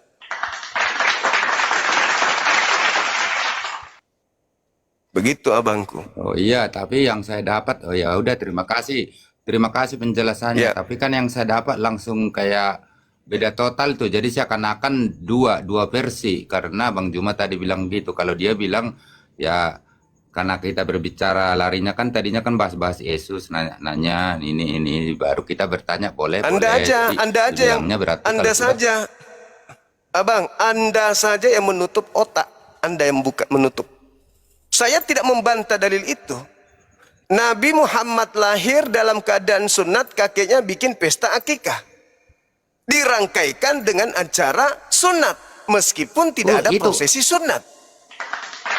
Itu masih belum jelas juga. Bang Juma yang motong, itu saya mau ngikutin tadi. Saya mau bilang terima kasih penjelasannya. Saya bilang tadi. Ya, kalau tapi Anda seakan-akan membenturkan dalil gitu loh. Nah sekarang saya boleh tanya nggak? Ada nggak Yesus mengaku dia sunat? Itu perasaan Bang Juma. Ya sudah, jangan lebay. Nah, berarti Ada penjelasan nggak Bang Juma baru ketemu ke ada yang dia nggak bilang Yesus itu kurang mengaku sunat? Sudah bang, sudah selesai masalah itu, sudah selesai. Pesta dilakukan oleh kakeknya, udah. Ya, Nabi tapi kan- Muhammad dengan mulutnya, sudah. Nah, Yesus ada nggak mengaku sudah disunat? Kalau Yesus itu nggak perlu dari mulutnya tentang Tuhan apa, dari perbuatannya kita gitu, kita lihat sama dalil ada tentu. Enggak Dalil sunat. kita juga bukan istilahnya tafsiran. Itu kan Apakah langsung Yesus Alkitab. pernah mengaku? Apakah Yesus pernah mengaku sunat? Jadi itu pertanyaan udah konyol. Jadi nanti apakah Yesus mengaku Tuhan kalau kami buka dalil tentang Saya murid-muridnya bertanya, tolong dihargai pertanyaannya. Apakah Yesus pernah mengaku bahwa dia sudah disunat? Umur 8 hari gimana mau ngaku? Tentu kan dalilnya ada di bawah Enggak, ibunya. setelah dia dewasa. Untuk apa saya sunat-sunat gitu? Bang Juma Loh. juga. Tradisi sunat itu kan tradisi Yahudi. Kok jadi aneh? Iya, masa Itu nah 8 hari disunat, udah gede. Masa saya sunat gitu kayak orang mengasih tahu gimana pula itu? nah, terus kenapa Anda cari sunatnya nabiku? Tadi kan Kenapa saya Anda cari? bertanya. Nih, banyak dari taunya dari mana Nabi Abraham itu tak kan gitu. Kita lagi diskusi. Ya kan, Gimana? kan sudah jelas dalilnya. Tadi saya jelaskan kepada saudara An-Nahl ayat 123, Kejadian 17 nomor 7 itu tidak bisa diganggu gugat. Mereka adalah keturunan Abraham sunat titik. Yang jadi masalah itu ini dia Kristen. namanya bertanya berarti kita dengar udah clear udah Ya. kan. Yang Enak jadi masalah diskusinya. Kristen ikut siapa tidak bersunat. Itu yang jadi masalah, Bang. Ya karena kami bukan Yahudi kan gampang juga jawabnya. Itu kan Karena tradisi kami bukan Yahudi. Tapi kalau menjadi kemudian pengikut Kristus, kenapa bukan Yahudi jadi ikut pengikut Kristus gitu loh? Kan Yesus mengatakan hanya diutus untuk orang Yahudi. Kenapa jadi kalian nebeng-nebeng ke situ?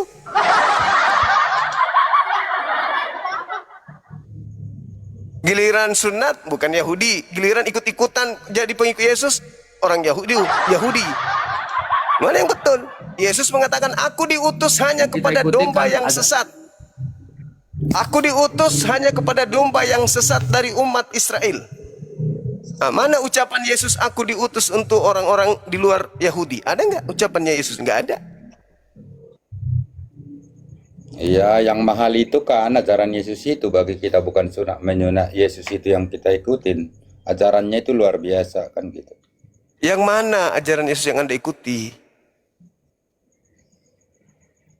Ya tentu nggak mampu kita mengikuti, tapi kita Yang mana? pengikut dia, minimal kita berusaha. Ya kan Kristen pengikut Yesus, tentu kita kan mengikuti ajarannya semampu kita. Kristen itu bukan pengikut Yesus, abangku. Kristen pengikut Kristus, itu yang betul. Iya, nama dia kan kemanusiaannya Yesus, jadi kita kan kenalnya Yesus ya. Kalau masalah Kristus Ya, Kristus udah tahu itu kan ya, ada banyak. Kristus. Bukan cuma Yesus yang Kristus, Kristus palsu. Nah, Kristus yang mana yang Anda ikuti tidak bersunat? Kalau Kristus anak Maria bersunat. Kristus anak Maria tidak makan babi. Kristus anak Maria menyembah Elohim saja, tidak menyembah dirinya. Kristus anak Maria itu jelas sekali ibadahnya Sabtu, sinagoge. Sunat dia, puasa dia, sholat dia, sujud dalam beribadah. Nah, Kristus yang mana yang mengajak Anda menjadi Kristen? Itu loh, pertanyaan serius. Silakan. Enggak diajak, kita yang mengikutin. Jadi kelahiran Nah, Yesus kalau itu, begitu, berita Yesus itu tentang Kristen itu kan tentu kan ada misionaris yang ke tanah Batak lah dulu, karena kita Batak ya tentu ke tanah Batak dulu. Ya tentu kita kan dulu di sana ya masih menyembah-nyembah yang lain apa gitu kan, tentu kan kita pelajari mungkin dari nenek moyang kita ya sampai sekarang ya tentu ajaran Yesus itu ya kan bagus gitu loh. Kita jangan berbicara ketuhanannya dulu, ajarannya. yang mana ajarannya yang bagus? Ya semua bagus lah, setiap perkataan Yesus itu luar biasa kan. Ya, yang mana Kita abang? Yang tampar mana? pipi kirimu, beri pipi kanan, Wah, jangan balas kejahatan. Anda sudah praktekkan itu? contoh. Anda sudah praktekkan? Udah. Yakin Anda mau ditampar? Ya kalau Coba tanpa berbaris. masalah, Tolong, itu namanya saudara Kristen tolong berbaris di Senayan. enggak. Saya Biar udah coba kita praktekkan udah itu banyak. ajaran Yesus katanya. Jadi gini Bang Juma, Itu cuma teori doang, saya teori. udah banyak berteman berkhianat apa, tapi nggak bakal saya balas. Saya berdoa untuknya, itu udah saya praktekkan. Saya kan selalu berstatement.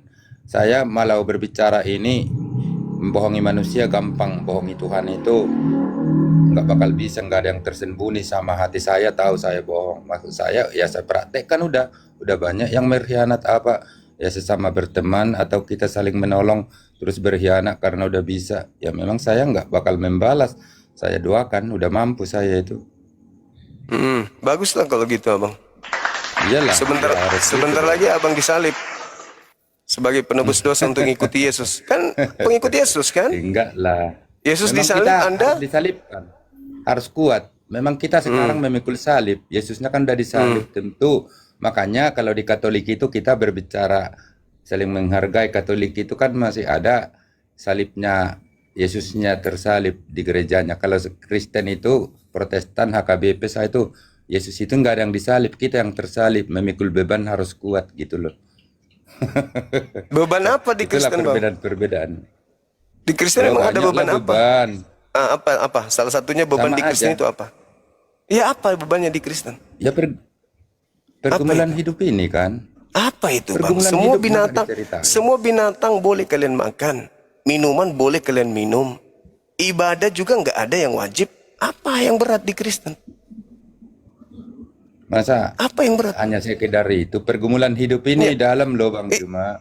Iya, maksudnya apa yang berat dalam agama Kristen? Agamanya, bukan hidupnya. Agama Kristen yang berat itu yang mana? Semua hidup ini pokoknya pergumulan itu kita udah kuat. Gak masa mendetail. Kok Di Kristen begitu itu nggak mendetail ada udah aturan. bergumul? Coba, ada nggak aturan dari Tuhan di Kristen, bang? Dari mana caranya nggak ada aturan beragama? Gimana Ya, di pula? yang mana aturan Tuhan yang datang ke Kristen itu yang mana? Satu aja. Nggak ada kalian itu Kita kan jadi berbicara Kristen pergumulan. aturan Sebenarnya bikin sendiri. begitu. Mulai Apa orang yang dari begitu Tuhan coba? ada pikiran itu udah bergumul, mulai dari sekolah, mulai dari apa sampai Orang kuliah ateis udah juga banyak begitu, bergumul. abangku. Ya Ateis iya, juga semua. begitu. Bukan Jadi nggak masalah perlu ateis, dijadikan itu semua sebagai dasar, bukan dijadikan sebagai pijakan manusia. agama. Itu bukan berasal dari agama. Ini nggak berbicara agama kalau pergumulan manusia, tapi kita udah kuat lah, harus bisa kuat, setia dan bersyukur gitu. Udah nggak banyak bersungut-sungut kalau iman udah matang tuh. Oke Bang Juma, barangkali Oke, terlalu thank lama you. kan. Iya. Oke, thank you saudara, thank you. Makasih ya, abang. Sehat terus bang, sehat. Kau tempatku berbincang. Moderator lagi tidur, istirahat.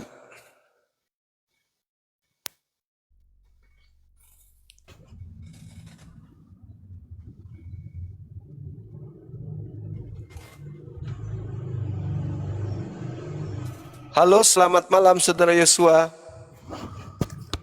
Halo, malam Halo. juga. Malam, silakan buka kameranya.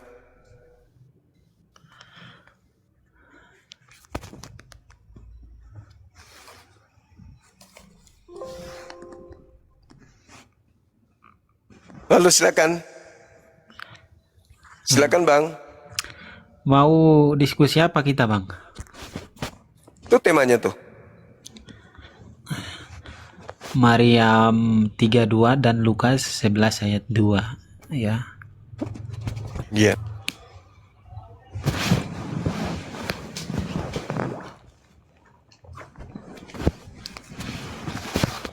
Oke, baik, Bang. Biar kita ini dulu. Saya lihat dulu ya. Ya,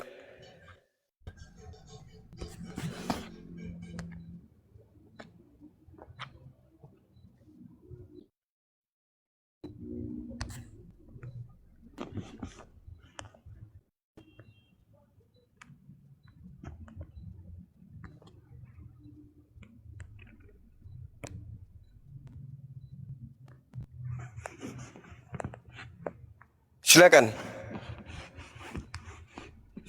Ya, bentar Bang, kita lihat dulu data ya.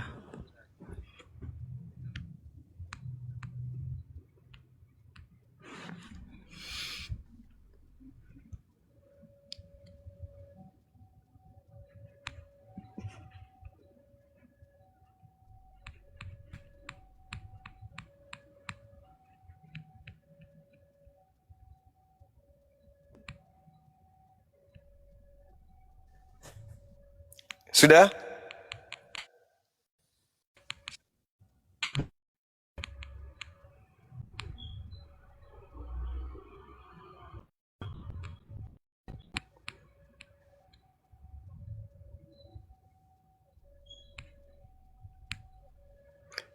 Iya, baik. Aku bacakan ya Bang ya. Biar kita itu ya, biar, Oke. biar dibawa juga dengar. Iya. Lukas 11 ayat 27. Ketika Yesus masih berbicara, berserulah seseorang perempuan dari antara orang banyak dan berkata kepadanya, "Berbahagialah ibu yang telah mengandung engkau dan dan susui yang telah menyusui engkau." Ya, ini gimana maksudnya Bang? Berkaitan dengan Maryam 32 ini apa berkaitannya Bang? Di mana berkaitannya? Ya, di dalam Al-Quran dijelaskan Nabi Isa alaihissalam itu berbakti kepada ibunya. Ibunya kemudian berbahagia memiliki beliau dan tidak menjadikan anaknya menjadi anak yang celaka, kan gitu. Nah, di dalam data yang Anda baca tadi pun halnya demikian. Maria sebagai ibunya Yesus juga berbahagia gitu ya, yang telah mengandung Yesus. Permasalahannya muncul agama Kristen. Bagi Yahudi, Yesus manusia. Terlepas dia Nabi, Mesias, pokoknya dia manusia. Kristen muncul, Yesus 100% Tuhan, 100% manusia. Muncul permasalahan di situ. Yesus yang disusui oleh ibunya itu sampai kapan dia menjadi anaknya Maria?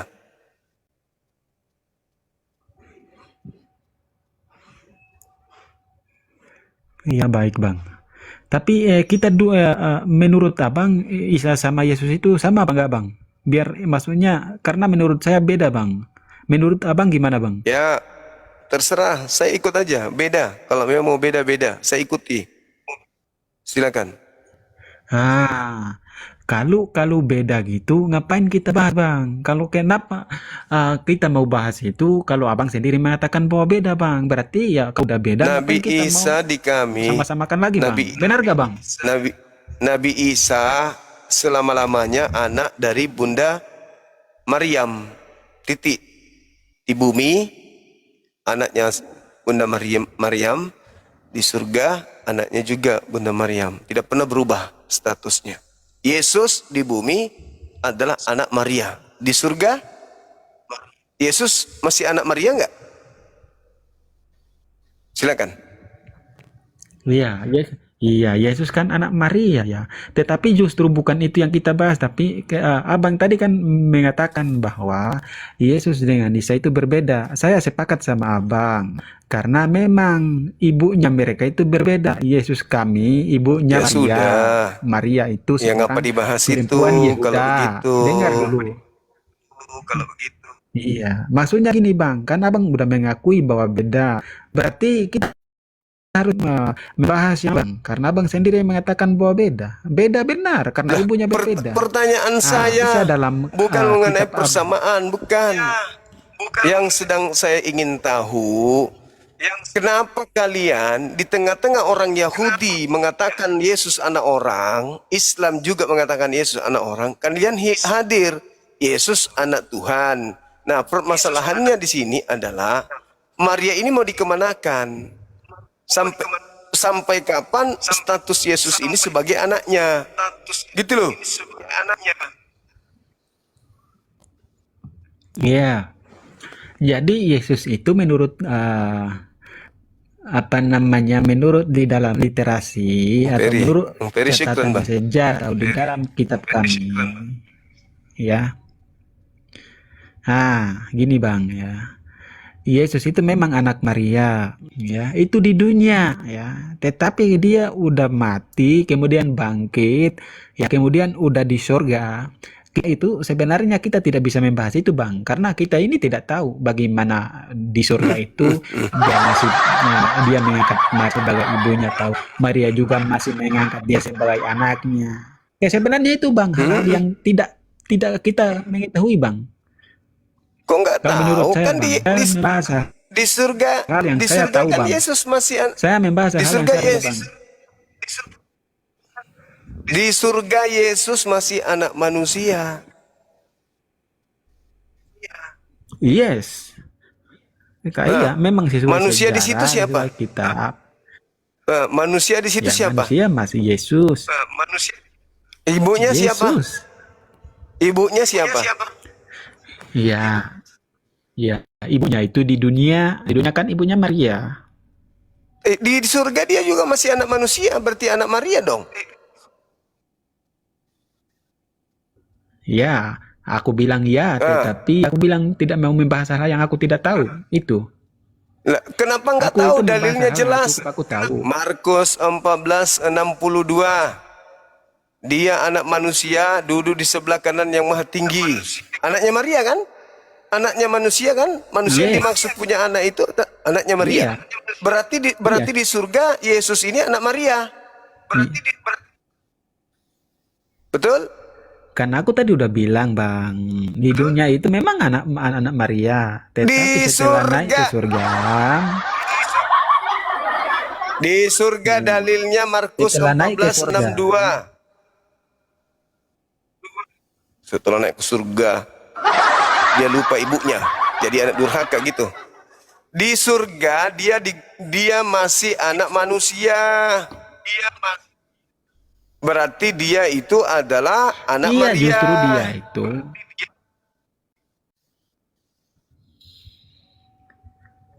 Iya. Jadi kita itu maksudnya kita harus tahu bahwa hal-hal yang kita tahu itu yang kita bahas Bang. Tetapi kalau hal yang kita tidak tahu Markus tentang itu kita tidak 14, boleh Markus bahas, Bang. 14, Markus 14, nomor 62. Yesus di surga adalah anak orang. Anak Maria, masa Anda tidak tahu? Yes. Nah, berarti Anda menyembah anak orang. Iya. Oh, sudah selesai kalau gitu. Boleh nggak menurut Yesus menyembah anak orang? Berarti menyembahnya itu gimana Bang? Mulai. Ya, Mulai maksudnya keru menyembah bibirnya, Yesus itu mulai. artinya menyembah gimana Bang? Maksudnya kau sikat gigi.